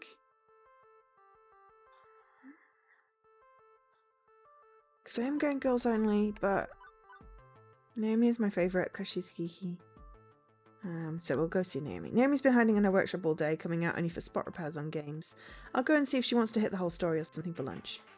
I turn the handle to the wide double doors of her workspace and step inside. Please be full of cats. Please be full of cats. Though probably not a good idea with all those wires. As expected, she is busy tinkering with the circuit board when I arrive. Hey, hey. Ah! Ari. Oh, it's good to see you. How's the event going so far? It's a bit rocky, but we're making it happen. And right now I need to make lunch happen or I'm going to pass out. Do you want to head out to the whole story, get some chow? No need. I came prepared and prepared a little extra if you like. Oh yeah, she gave me lunch on my very first day, which was really, really sweet. She unpacks a pair of wooden boxes from her backpack, each one a classic Japanese bento, enough rice and munchables for one person. Oh, please show us the bento boxes. I love bento boxes, they're so pretty. Also, that CRT monitor on that stand looks extremely precarious. Sweet. I figured you might be too busy to go out today, so I planned ahead. For me? Dang, Naomi, that's nice of you. Her workspace isn't exactly a 5-star restaurant, but it'll do. We crack open our boxes and get to work on them. Seems she's just as hungry as I am from the way she chows down, but there's enough room between bites to chat, so... Okay, so I gotta know. Why the fixation on retrographs? Not saying they aren't cool, but it's just not something folks our age are usually into, right? I'd contest that with posts by 20-somethings on classic game collector sites. But you're really asking why I'm into this stuff. And hey, what's not to love? The cool glow of a cathode ray tube, blooming color through the scan lines, the simple and clean pixel art style. One stick, a few buttons, easy to learn, hard to master. You can keep your crazy networked real-time strategy beat-em-up esports fighter thingies. Give me a maze, or a spaceship, or a bunch of dots any day. Or a princess to rescue and turtles to jump on. Right. Well, more the jumping than rescuing. Not enough of games have princesses rescuing princes, or cats, or anything really. So, how'd you get started with retro games? Well, I know the cliche answer is I had an older brother who introduced me to games, but that's basically the truth, sort of. Indirectly, I guess. For a whole summer, my jerk of a brother was in charge of babysitting me, and being a teenager, he didn't want to bother. He wanted to go to the arcade and hang with his friends. So he dragged little old me with him to the arcade, gave me a fistful of tokens, and told me to go keep myself busy. At first I played what all kids played, ticket games, prize games, but I got bored with it fast, realising I wasn't winning much of anything. Honestly, kids are smart, right? They gotta realise they're being scammed. Yuck. Enough kids are blind to make the scam work. Oof. Well, when you really want to toy with all your heart. And then depends on the game, which way you playing. I'm just gonna go with, well, when you really want to toy with all your heart. Don't be so hard on kids. I've worked the floor for weeks. I've seen how fixated a kid can get in some high-ticket plushie. When you've made up your mind and already spent piles of tokens, when you've got to keep going. Otherwise, you have to admit it wasn't worth it. Sheer stubbornness, basically. Yeah, it's cruel. The sunk cost fallacy. I wish I could just give those kids the toy I want. Or, I don't know, sell it, but no way Gavin would allow that. Plus, well, there was one other problem with the ticket game area. Too many kids, way too many kids I didn't know from schools I didn't go to. I was too timid to ask someone to leave a game I wanted to play, or even to hover around them worried they might talk to me. I'm not really good with strangers, huge crowds of them. Once I get to know someone, well, they're not a stranger, that's different. Like you, I got to know you quickly enough. Considering she gave me her lunch on day one, and made me a lunch for today, quickly indeed. But there was one area of the arcade which had next to nobody playing games, where I didn't need to put a quarter up and wait in line, where everything was fun. Retro games. Exactly. Probably flammable, yeah. It's like gigantic stuffed things that weren't even cute. Luckily, if it wasn't cute, I didn't want it.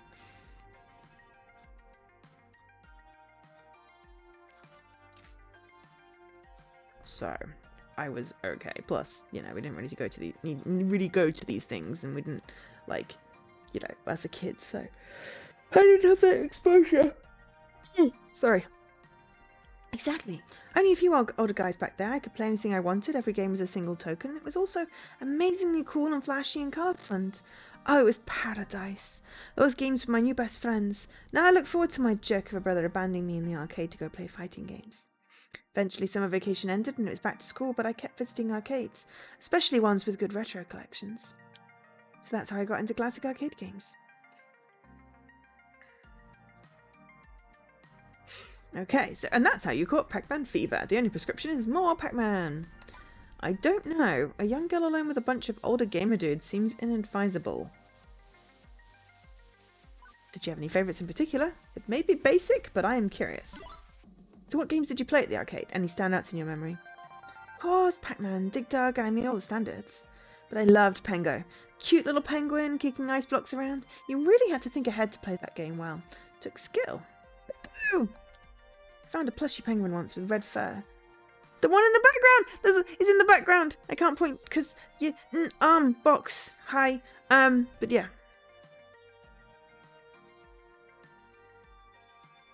Up there. Behind her, to the left of her head, is a little plushy red fur penguin. I found a plushy penguin once with red fur at a toy store, which immediately made a purple bow for it, and that was my Pengu plushie.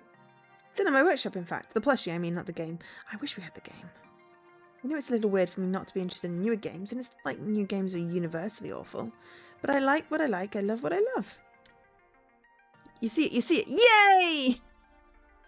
Yeah, it's like, I don't know, I could possibly like make myself bigger so that I could like bring myself up to poinsettia, but yeah. It's one of those things.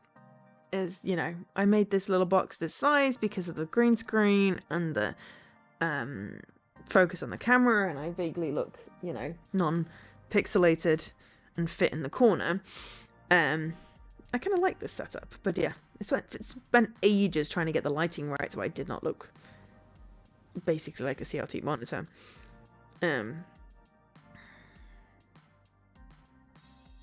But occasionally when I'm feeling quite pale, I do go a little bit see-through. Or if I'm wearing my, hang on.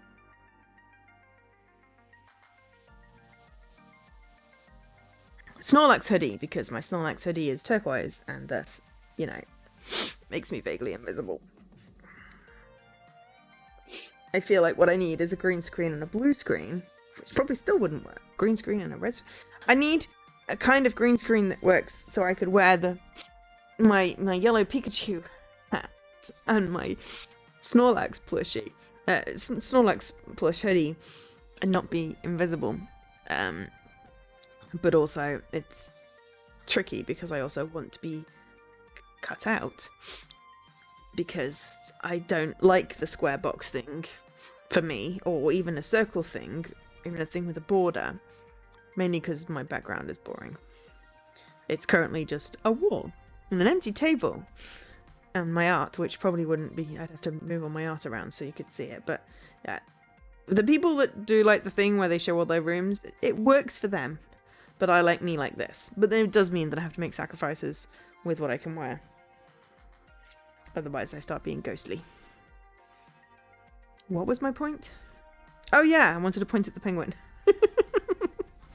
It's between the CRT monitor and a head, if you can't see it. But anyway, I do what I love for a living. How cool is that? As long as the Funplex stays open and keeps its retro spirit bright, I'll be happy. Thank you. Why is all my thinking on the outside today? It's so weird. It's so weird. Anyway. Well, event manager Ari will see to it that we keep our doors open. Today's event will go a long way to keeping your dream alive. Thanks so much for that. I know I'm kind of quietly hiding in the back today, but I'm really proud of you. I wanted you to know that. I think we should both get back to what we do best for the glory of the Funplex. For the glory of the Funplex! After packing up the remains of lunch, she gets back to her work and I get back to mine. But I can certainly say my day's a little brighter now. Right, can we check in with Percy? Or not? Or is it going to be a choice between Percy and Queen Bee, and we have to see Queen Bee annihilate the demon?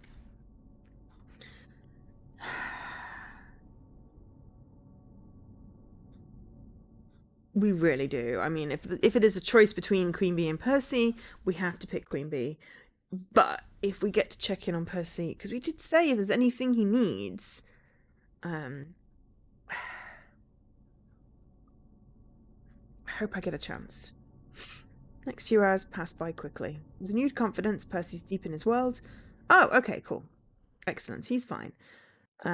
Deep into his world record run and performing admirably. He's intensely focused on that score, inching ever closer, while Queen Bee effortlessly destroys locals on the path to her inevitable showdown with the demon. Myself, I float through it all, taking care of little problems while keeping an eye on both of them. But as the event winds to a close, all eyes are on our two main events, and the very real possibility of our local heroes falling apart at the finish line. No! We're going to have to do a run where we are Percy. Percy-centric.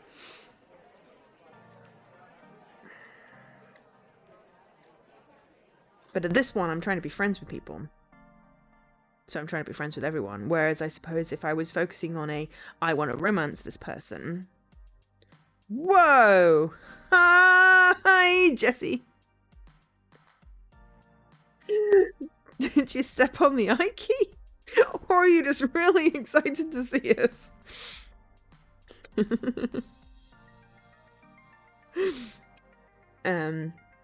Yeah, I think if I was gonna, because there are ones, I don't know if you can like get so far in the game and then start specializing. Maybe worth you know, having a look and see if there's some strats to maximize things, or whether I can just do a couple of runs myself of different, just to get all the different story options before I start optimizing. Because I imagine that some people will like different of the personality traits more, and that would be more conducive to dating them, because I need to date them to do the achievements. I'm not dating them on my first run. Anyway, technically the arcade-wide score competition is still on, but the crowds are ignoring the games in favour of crowding around Fist of Discomfort and Moopy. Percy's been on a solid run since his earlier fumbles, and Queen Bee's been effortlessly destroying all competitors as expected. But the Demon has been matching her game for game, destroying all his opponents as well, and as predicted, the grand finale will come down to Queen Bee versus the Demon. As for the magical world of Moopy, Percy's closing in on that world record with a tape rolling and ready to submit to Twin Galaxies. The pressure is on. I got Queen Bee through her worries, but that was just a prelude. This is the main event. But Percy's not looking great, hunched over his joystick. He might need me. I can't be there for them both as much as I want to. Who do I focus on? Well, if we can't be there for them both... Have people got sticky keyboards today, or are you just matching my, you know, thinking on the outside?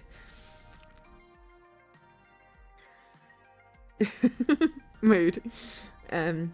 We focus on Queen Bee. I mean, if we were focusing on the boy, if we're doing like boys who want to romance Percy, obviously he's about to achieve his life's ambition. I want to be there, but Queen Bee is my friend along with Naomi. Yeah, ironically, I did have a friend called Naomi at school. And with, you know, with a side dish of Ashley, you know, I need to be Queen Bee. I'm justifying it because my head was justifying it. Apparently I'm thinking on the outside. We're in our corner. This is it. The grand finale of the Fist of Discomfort at Funplex Rising. I can sense the excitement in the crowd and it's hard not to get swept up in the hype. I hope Percy's okay. I'm sure someone else can be there for him. I did say I would and I didn't, and I feel bad for promising it, but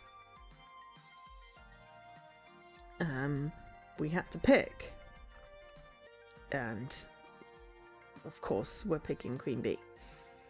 It's not hard to get swept up in the hype. My nerves are through the roof right now. I'm not even the one playing. Using my event manager authority, I reach the front of the crowd where the announcer, an FOD expert Iris invited to handle the play-by-play, introduces the competitors. On the player one side, the rising star of L7 Gaming, local Funplex champion and internet sensation, Queen Bee! Few folks in the crowd, locals mostly, cheer Queen Bee on. I recognise most of them from her crew and a bunch of Funplex regulars. On player 2's side, 5-time EVO champion in Fist of Discomfort, known as Kami in his home country of Japan. Here we know him as the Demon. Uh-oh, the crowd's picked their favourite, clearly. Not to say that it doesn't make sense, the Demon is known by casuals and hardcore alike, but I was hoping for less of a discrepancy between the two. I look over to Queen Bee. She's keeping it calm, she's keeping it cool. True mask of the competitive gamer. You've got this, Queen Bee. For a quick handshake, it's off to their joysticks, quartering up and getting ready to battle. My fellow gamers, this is the grand finals out here at the Funplex Rising. Let's hear it for our competitors! As they shuffle through the character selection screen, the crowd waits in anticipation, eager to see who will be chosen. The announcer takes that momentum and brings it back twofold. Queen Bee is sticking with her pride and joy, the fast and deadly Tomokaze! From what I've learned, Tomokaze is a light and fast character suited for Queen Bee's aggro style. It's her favourite character. I thought she was going for mid-range. And for the Demon, who's been playing his staple, a heavy-set controlling samurai all day, selects a similar speedy attack ninja? What an amazing turn of events! The Demon completely strays from his normal character roster and chooses Silent Blade. This is completely unlike anything we've seen the Demon do today. What an exciting matchup, one you don't want to take your eyes away from. Maybe he's trying to psych her out by playing aggro. Maybe he's wanting to let her win because he knows what she's going through. Ooh, that would be completely prescient of him. Or maybe he figured she would go for the mid-range because she knows he does control and he's trying to do something different. I don't know. This is going to be interesting. But also, I kind of hope Percy gets his speedrun in the background. It's world record. But we're focusing on Queen Bee. Queen Bee is our bae. What an exciting matchup! One you wouldn't want to take your eyes away from. Wait, this doesn't make sense. Queen Bee explained all this to me. The demon plays slow control heavy characters that drag the game down to their level to an eventual defeat. But now he's playing aggro? With characters locked in and map set, let's not delay this match any further. The countdown is at 3, 2, 1.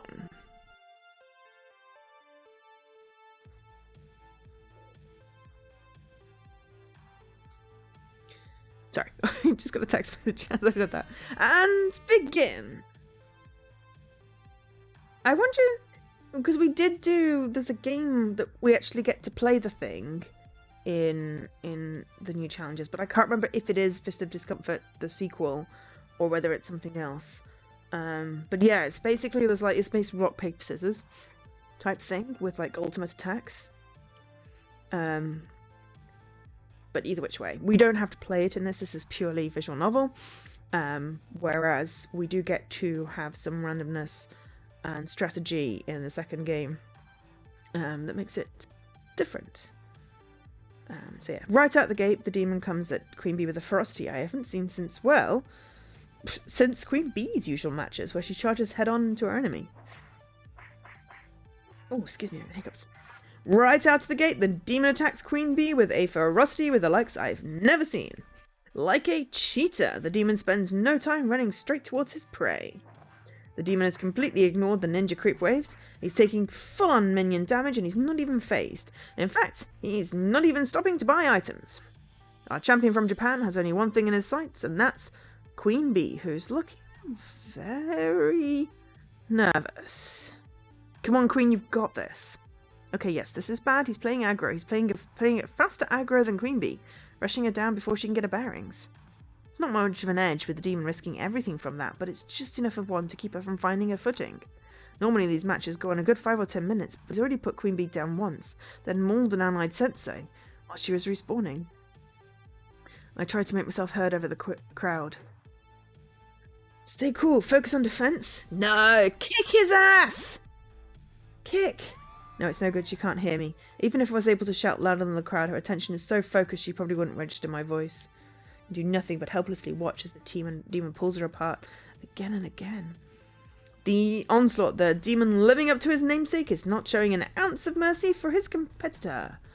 Interesting, though. He's probably studied her moves and is trying to beat her at her own game. And it's enough to throw her off because she was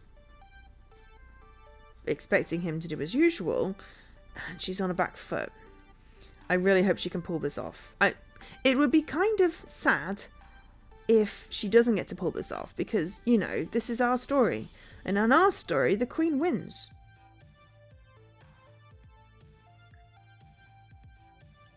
But what's this? There we go. Queen Bee is switching things up. She stopped at the item store, completely ignoring the attacks on her sensei.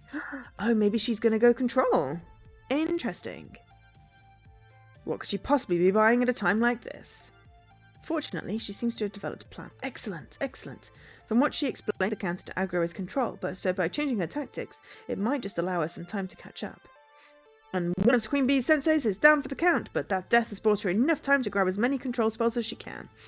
Queen Bee will blast the lane with Storm of Frost. Okay, I get it now. She's using a weird hybrid style of trying to stall the enemy out with the ice spells while making her own progress down the lane.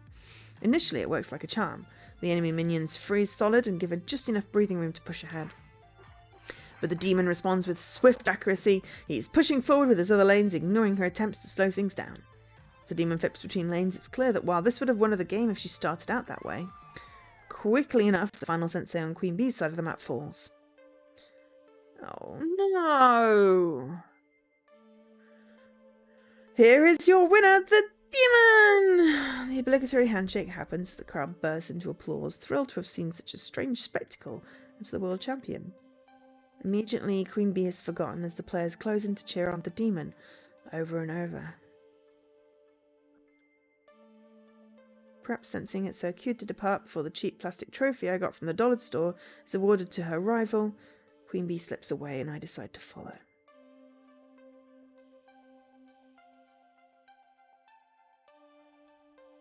I find her in the break room, collapsed in one of the folding chairs, facing her hands. Quietly, I take a seat next to her. I don't know. After L7 Gaming dumps me, maybe I can live off my stream subs alone. If they don't abandon ship too, I mean. Maybe cut my living expenses a little. You know, move back into my parents' house, things like that. If worse comes to worse, maybe Naomi will carve out the insides of an unpopular game and I can sleep in there. I recommend pizza bagels, breakfast of champions. I'm sorry things didn't work out, Queen Bee. Maybe L7 won't care, it's just a local tournament. Eesh. Wrong thing. I mean, I am sorry.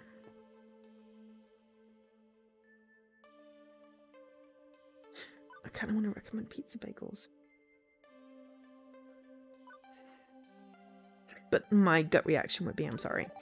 If it makes you feel any better, I feel awful right now too. I'm sorry this happened. You've got my sympathy. Normally that sort of sentiment is seriously not my thing, but today, yeah, I'll take it. Thanks, Ari. We got two top girlies. Yay. And empathy, still my strongest skill. Real life matches virtual. Today, yeah, I'll take it. Thanks, Ari. Wait, I've graduated from Kid? Thanks, Kid. That's better. And hey, maybe your team will be just as understanding as me, right? Well, gave it my best, theory crafted with you, sorted my plan out, even changed it up on the fly when he surprised me. Thanks. I can honestly say I did my best, and that's thanks to you. Helped me pull my shit together this morning, you know?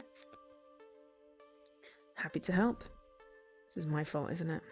I'm the one who organised the event. I'm the one who pushed everyone past their limits, all in the name of making my dream a reality. Oh god, I hope Percy didn't fail. As well. Maybe they're all supposed to fail, whatever. Been working hard to make what should have just been another temporary job and a long string of temporary jobs into something more. Something I can believe in. But I didn't stop to think of what that would cost me and everyone around me. Fuck. Whoa. Wash that filthy mouth out with some soap, kid. Question is, now what? Where do I go from here? Well, maybe the demon was scouting you out for his team.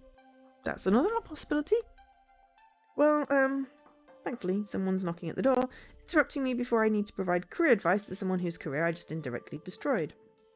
Although, it's going to be the demon, isn't it? I'm expecting it to be Gavin or maybe Ashley to come cheer their friend up. The unexpected walks in the door. The two of us stare dumbfounded as the man addresses Queen Bee. I'm going to have called it, aren't I? I don't speak Japanese. I have no idea what that says. I want to. It is such a pretty language. But I have no idea what that says. I'm going to... It could be something like konnichiwa, which I think is hello. Maybe I need to learn Japanese. Oh, I don't think I have room in my head for that. But that would be really cool. I know people that are learning Japanese, that have learnt Japanese, and then moving on to other languages. I'm going to leave that up because I just really need a very quick break. I'll be right back. If someone wants to learn Japanese for the next stream, no. But if someone wants to look up what that means while I nip to the bathroom, I'll be right back. You don't have to, just if you felt like it.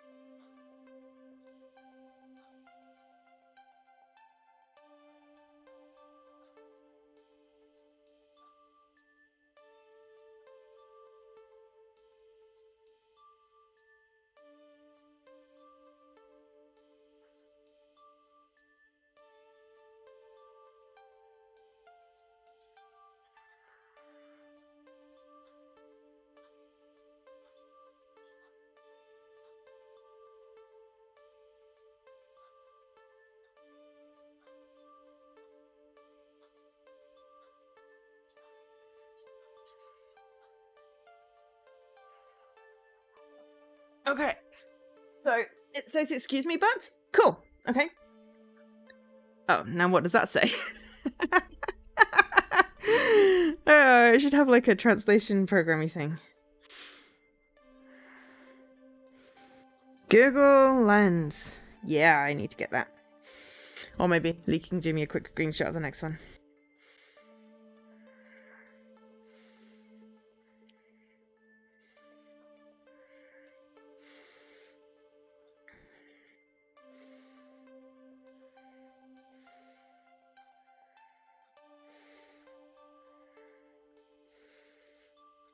Are you okay?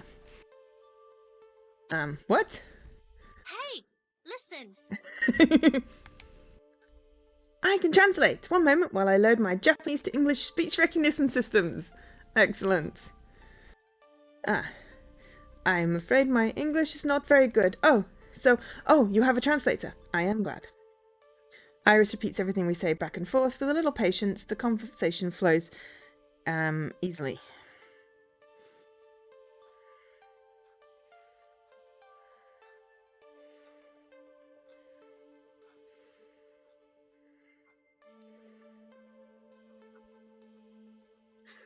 Flows a bit easier after that. I wish to thank you for teaching me today. What the? What? For what? What does that even mean? Are you mocking me? Iris probably softened that a little in the translation, but combined with Queen Bee's expression, the demon seems to get the real gist. Not at all. I wish to thank you for teaching me your unique fighting style. Both Queen Bee and I look very confused. I have been watching your stream for a year now, but watching it is not the same as facing you in combat. From that one battle alone, I have learned a great deal.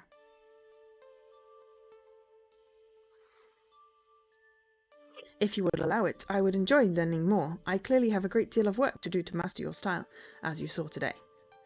Didn't he just see him pull you apart limb by limb? Queen Bee's expression softens and she playfully punches me in the shoulder. Way to rub it in, kid, but that's not even what happened. I honestly thought you were watching the match. I was, but I'm still confused. He played as sloppy as fuck. The reason I lost was due to surprise. He took more risks out there than I did, relying on the fastest, hardest aggro style imaginable to win before I could react. Even in aggro, you don't come blitzing out the gate without buying a single item, not unless you're willing to bet it all on that strategy. I was overly eager to show you what I have learned. I won, yes, but I cannot be results-oriented in my thinking. I believe we could learn much from you, Queen Bee-san. Come again? Okay, who's we exactly? Myself, the Kami of Japan. Onslaught-san, the Kami of the Nordical scene. Faustus-san, the Kami of Germany. We are assembling a team. Winds. I was right! Winds that blow from all directions at once, carrying with them wisdom from across the arcade world. A diverse team, 4 players, by players. But we require an aggro-style champion, a Kami of the East Coast scene in America. We would be deeply honored if Queen Bee-san joined us. Motives, but nice, good, pure, honest motives. Respectful motives. As he offers a deep bow, neither of us know quite how to react to that. Queen Bee speaks at first. Hold on. You're offering me a job? That's why you came here? Hi. I've been scouting for talent to complete our team, but have yet to meet anyone quite like you. You are intense, wild, daring, and exactly what we need. But I could not know for certain until I attempted to surpass you. In direct combat, I attempted and I failed. Winning the match is irrelevant. My play was insufficient. However, if you wish to remain loyal to L7 Gaming, I will understand. Them right in the ear. It beeps it out when she talks. I mean, let me look into my contract situation and square things away first. But, you know, I'm interested. Yeah, interested. Really. I almost barely saw the hint of a possibility of a glimpse of a smile on the demon just now. And it's gone. Thank you.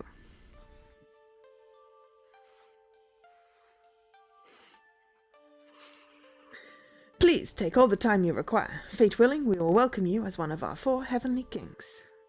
We will at this last have found our queen. With that, he offers one more bow and promptly turns to exit. You could go with 4 heavenly monarchs, and then it's gender neutral and includes kings and queens. Plus, monarchs is such a cool thing, and it's a butterfly as well. Whoa. Holy fuck. Kid, do you know what this means? You're about to be elevated to arcade godhood? I'm going with that. The basic is yes, but it feels slightly mocking. The reason is your skills would expand dramatically. I'm going to go with, no, you're going to be elevated to arcade godhood. You're going to ascend to the holy mountain of Asgard to join your fellow Kami in Olympus, home of the spirits above. The 4 heavenly equals. I mean, that also works down. I like that as well. I'm pretty sure you're mixing up your pantheons there, kid. But yeah, this is big. I mean, this is super big for me. Instead of bowing and scraping and begging L7 to let me sit at their table, I get my own fucking table. I want to be carried into Evo by oiled fanboys raising me high on a plush couch, feeding me grapes and fanning me with palm leaves. I'm actually reasonably sure I could arrange that if I asked her to. Sure thing, I'll get right on. Kidding. I was kidding, Iris. Yes, I'm kidding too. Let's not get ahead of ourselves. I've got a lot to learn before I really know I can hang with them. Marxists? I don't know. I'm not good with naming, political genres of things. But we are talking about gaming. And it's good that she is being recognised for her skills. This is a good thing. But better than being capitalist, I suppose. But now I've got a future and it's bright. I'll admit to some relief by hearing I didn't just sink Queen Bee's battleship. Excellent. But the fact remains we got lucky. If the demon hadn't been in a generous mood, hadn't been scouting for talent, her career would have been shambles thanks to me. The demon said it himself, don't fall for results-oriented thinking.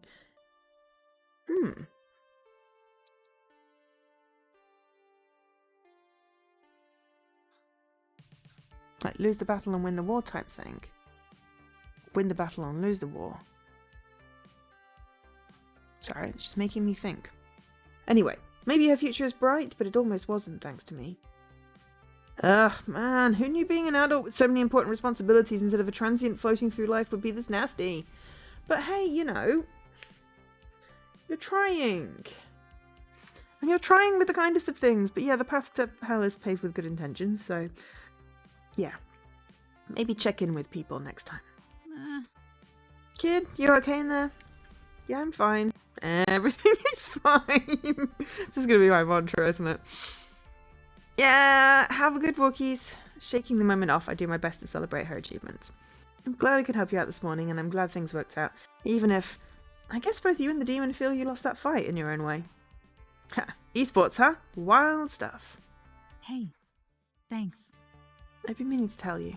Thanks. Stream could be anything from like 20 minutes to 50 minutes more, depending on how much my talking extended it. But it does feel like it's getting to the end of the day of this thing, but we've still got some stuff to announce. We've still got the big reveal. So it depends how long your walk is. Anyway, you've been with me through all this, even when you probably had better things to do.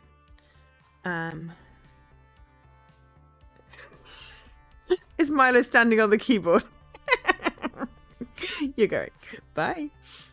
Even when you probably had better things to do. Don't think I haven't noticed. Well. Oh, I only have one option here. I'm the event manager, you're a star talent, and a friend to boot. Happy to make you happy. You're a friend of the Funplex, Queen Bee, and while it's my job to keep you coming back, I want you to know that it's not just for the tokens or your esports stardom. We're just happy to have you around, Queen Bee. It wouldn't be the Funplex without you, so thanks a bunch. Aw, shucks, kid. It's no big deal. I like it here. I'm happy to have friends like you and Purpur at my side. Speaking of here, we should rejoin here already in progress. Folks will be expecting the runner-up to make an appearance. And we need to check on Purpur. And I'm never one to not to make an appearance. We need to see how Percy did. Did he do it? Did he do it? Did he moop? As we re-entered the arcade, I instinctively sized up the crowd looking for trouble. Good skill to have. But there isn't any. Good. Don't think I could deal with another crisis. Wait a minute. Where's Purpur? Percy? I don't know. He's gone. No one's playing Moopy. In fact, it's already drained out the extra lives and gone back to the attract mode screen. With a score just short of the world record. Ah, fuck. You think he cracked under the pressure? Percy's in the hospital. What?! He started clutching at his chest and then fell off his stool. We think it was a heart attack. Oh my giddy aunt!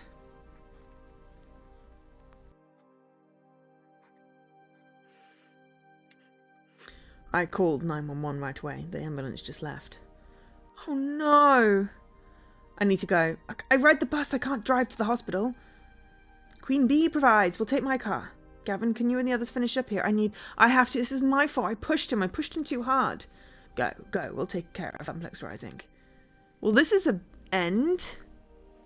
Quickly, we pile into Queen Bee's rusty yellow hatchback. Oh, of course she has a rusty yellow hatchback. And speed off to the local hospital. Shit. Maybe we should have checked on him. Could we have stopped this? Oh, now I feel bad. I'll do an entire Percy run next time.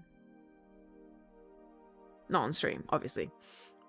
Just the one run on through on stream, but doing the Percy and that. Could we have saved him? The hour's growing late, but we managed to find his room just before visiting hours are over, and inside, lying on a hospital bed. Oh, hello there. Wasn't expecting visitors. How'd you do? Is the event going well? How do you do? Seriously, how do you do, Percy? Exactly, what's going on? Are you okay? Oh, Tosh, it's nothing. Just a hard time. I wasn't even a full arrest or anything. They're keeping me overnight for observation. I'll be back at the Funplex before you know it. Still, have a high score to defeat after all. I'm making him Scottish because I've not heard his voice since May and can't remember it, and thus he's going to be Scottish.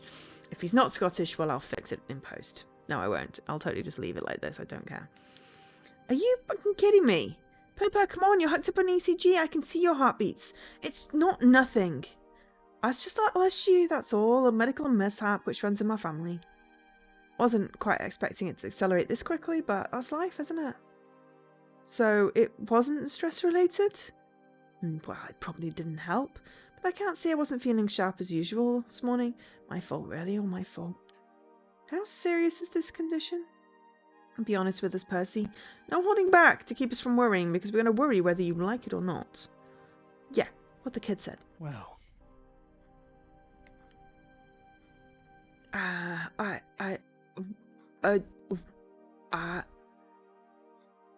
They've said 2 years left to live, but science isn't exact science, I suppose. Yeah, what she said. The hospital PA system chimes, grabbing my attention. Your attention, please. Your attention, please. Visiting hours are over. Visiting hours are now over. Oh, I think I sound like the theme hospital. 2-point hospital announcers. No, I need to hold my nose and go, attention, please. Attention, please. Visiting hours are now over. Visiting hours are now over. Okay, I loved that. That was perfect! But now I need to blow my nose.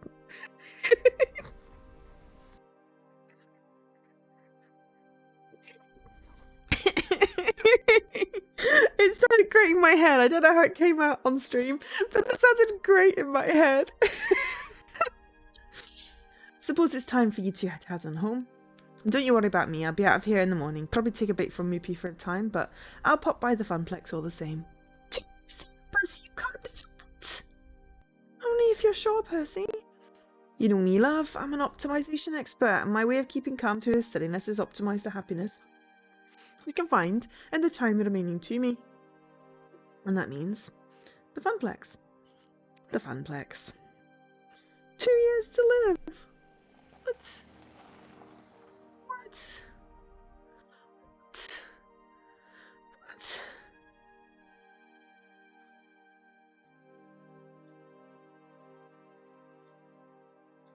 I now feel bad I didn't check on him, but I don't think I could have changed anything. Queen Bee offers me a ride back to the Funplex in her car. I've still got an event to wrap up and then a bus to catch back to my apartment. Neither of us really feel like talking on the way there, though.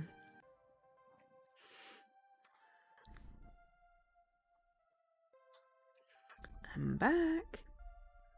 There's much to come back to. All the plastic trophies I picked out for the high school contests are gone, along with their winners. Looks like everyone's closing up shop. Ashley tidying up a bit. Naomi having literally fallen asleep at the prize desk. And Francine up way past her bedtime, squinting at a... Thank you, Leaky. Squinting at a computer printout. Hello, dearie. Ah, there you are. Ari, Gavin ran the numbers while you were out. Despite the discount on tokens, we made a tidy profit today. Far above and beyond what the Funplex normally draws. Oh, we didn't do the game reveal. Or did we, and I missed it? From what Ashley tells me, the world was quite jovial near the end, with many nice folks saying they planned to return. Even if the local champ didn't win at Fist of Discomfort, they got to see the demon in action. That's a feather in our cap. I'd hoped you'd be pleased with the news. This is what you wanted, yes, to put the Funplex on the map? Business is just going to be peachy now, especially with more lovely parties like this one.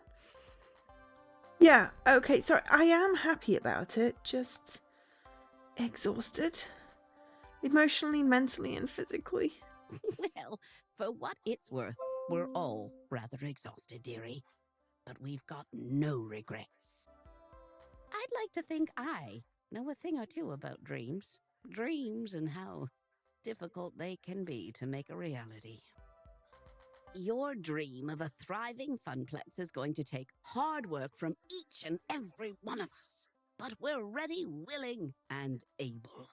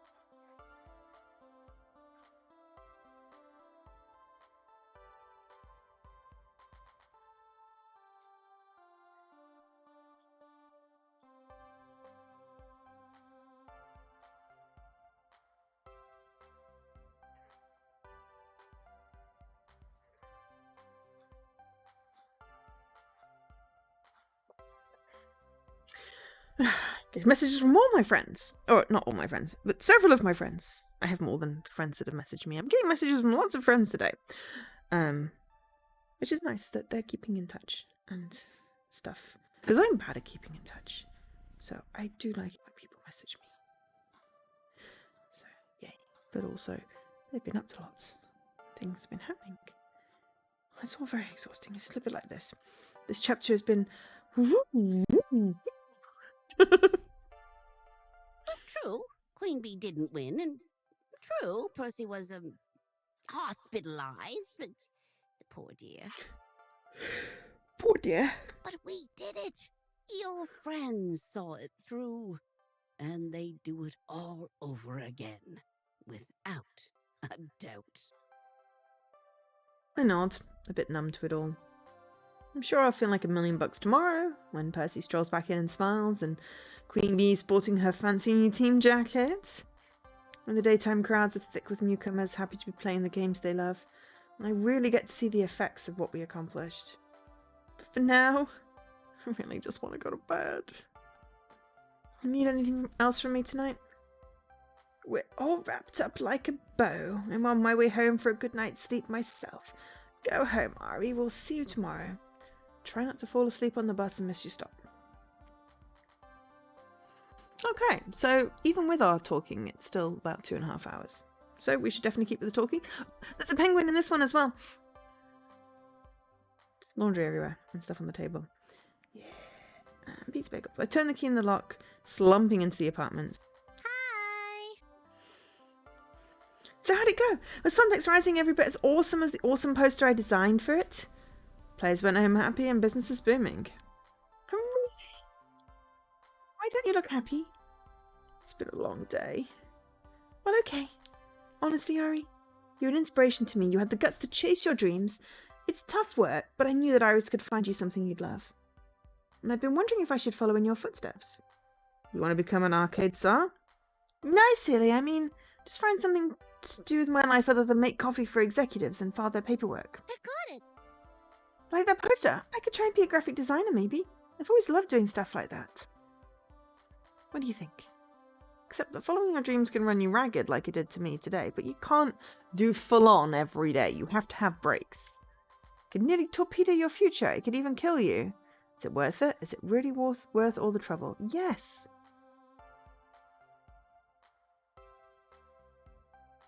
Follow your dreams, Juniper. Be independent. Francine's right. I chose this path. I chose to make my life difficult in order to make my life into something.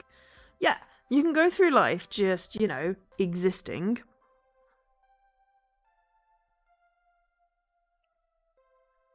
You can try and make a difference. Whether it's a difference to one person, many people, just yourself. You can do something.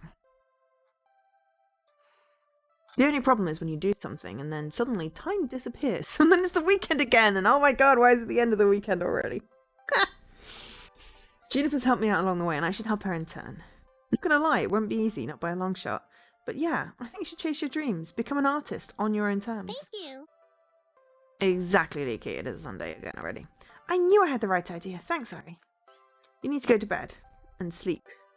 Tomorrow I'll make you pancakes. A reward for my hardworking arcade czar. Used to have pancakes every morning during those summer trips, right? Your mum made them. That was ages ago, Juniper, when my folks could afford trips to the shore. And Juniper gets a wry smile. I think I know exactly how we can celebrate your newfound success. How about a beach vacation? So apparently next week we're going to the beach.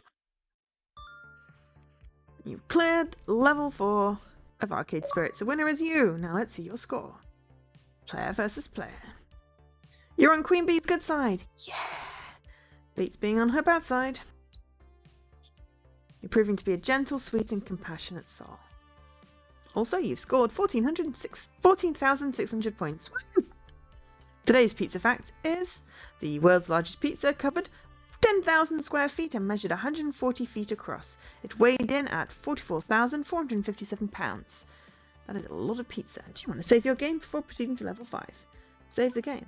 Yes, we didn't actually do any save in between level 4 and level 5. Usually we do. That was a slightly shorter chapter.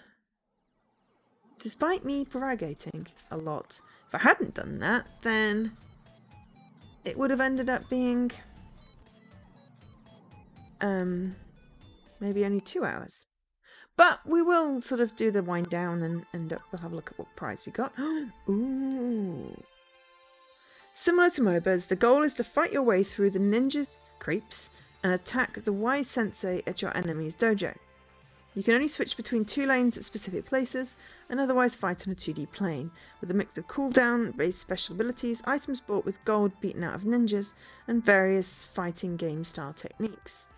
A fusion of the most popular long-standing esports genre and my favourite arcade genre, the side-scrolling brawler seemed like a sweet combo. Cool. Yeah, I think the game that you play evolves into the next game. So yeah, so under the boardwalk, we're going to the beach. Nice. I wonder what those will be. But yeah, so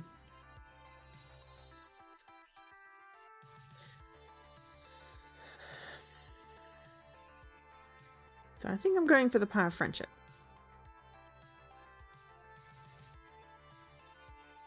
Use the magic sword. Maybe we just get 2 for that.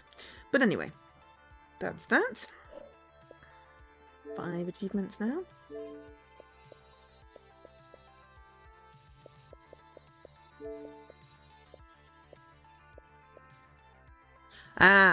Dead Then Red is Zombie Meltdown, and Use the Magic Sword as Wyvern Keep. I don't know why it's on there twice. Phrase Invaders has a Daisy Alien, yes. And then we've got romance, romance, romance, romance, romance, romance, Romance. We can romance our BFF. Interesting. Abandon your dreams. Don't romance anyone. No friendship. And then romance everybody. I'm assuming that's not all in one go and is cumulative, though I would like to try and obviously be everybody's friends. It's like, let's have a parlor call. But yes, no, shall I show you the thing again? Phrase invaders. Yeah. You have to spell to defeat them, and we've got Ounce, Daisy, and Suitcase. It's inspired by Sega's Typing of the Ned. It's very cute. But yes, I did like that because it had a Daisy alien. That may have been one of my decisions to choose it. Aside from the fact that also I like that sort of style of game. Plus, look at the little invader guy. Invader person. Invader sprite. It's so cute. Right. Yeah, so that was 2.5 hours. Yeah, it seems to be about how long my Arcade Spirit streams are. I think that's quite okay. And I don't really get tired. I didn't really stop for a break. Except when we had the Japanese up because... tea. I've been hydrating. If we'd have had a break, it may have been slightly longer. Because, you know, had an actual break with some ads and stuff. But... sometimes I don't think it needs that. And I like doing the one chapter per thing. So yeah, we've got 4 more chapters left. And hopefully at the end of it, we will be friends with everybody. And maybe have a cat. I don't know. We didn't get any information on the cats still. I'm hoping that at some point we get information on the cats. But yeah, Juniper doesn't have a little bar thing, so I don't know how that's going to work. But yeah, so next week is going to be shorter streams and fewer streams, just because that's how it works out. So we've got a co-stream for Valentine's Day with a very cool titled visual novel. Thursday I have a promo game. Saturday no stream, and then Sunday we're back with chapter 4. We're going to the beach, so there'll just be 3 streams next week, and the Tuesday one is restricted to 2 hours because, well, Jessie has it's not saying it like that, but anyway, Jessie has plans because it's Valentine's Day, so we're going to be doing 2 hours of stream and then stopping, which is fair enough. Considering we had 5, well, not 5 streams. Technically there were 5 streams. I was on Jessie's stream on Wednesday, we just didn't do a co-stream as such. It's been, you know, it's one of the longer weeks. But that's fine. So yeah, that's the plan. Kind of, sort of. And yeah, so back on Tuesday. I'll post the schedule on the Twitters and the Mastodons and in the Discord, so provided you are following me somewhere, you will find out.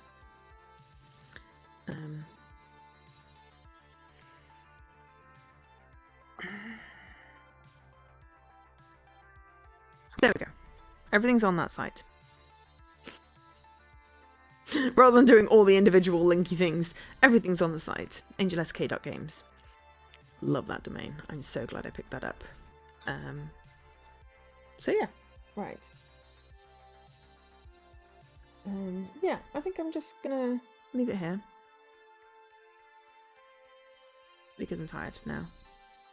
I think my brain was shocked by the Percy dying thing and is now inappropriate thinking on the inside mode rather than thinking everything on the outside mode, which is good. So yeah, I'm gonna stop the stream here. Thank you everyone for being here. It's been very cool. Hopefully you've enjoyed it. I think it was slightly more manic than a normal story time with Joe, but it was still a decent story. I feel like we could have had the cosplay competition, or I feel like there was just like one tiny story beat missing from this. But yeah. Oh god. Jessie, did you have an abundance of caffeine when you woke up? You are being many-lettered today in your things. But yes, anyway, thank you everyone for... Oh, no caffeine. Fair enough. I believe you thousands wouldn't. So yeah, so we're going to end here. Thank you very much, everyone, for being here today. It's been awesome. And yeah, we'll be back with more of this next Sunday. Tune in same time, same place for more of this. And then, yeah, normal streams during the week. And then, yeah, just the one stream on the weekend. But anyway, as I said, schedule will be posted tomorrow. I figured out what would finalized everything that I'm doing. And yeah, check out the recommended streamers on my Twitch if you want something else to watch. Have a great rest of your weekend, even though there's not that much left. Rest of your weekend. Have a great rest of it, and I'll see you later. I've been Jo, otherwise known as Angel SK, and this has been Storytime with Jo with extra added commentary. Bye!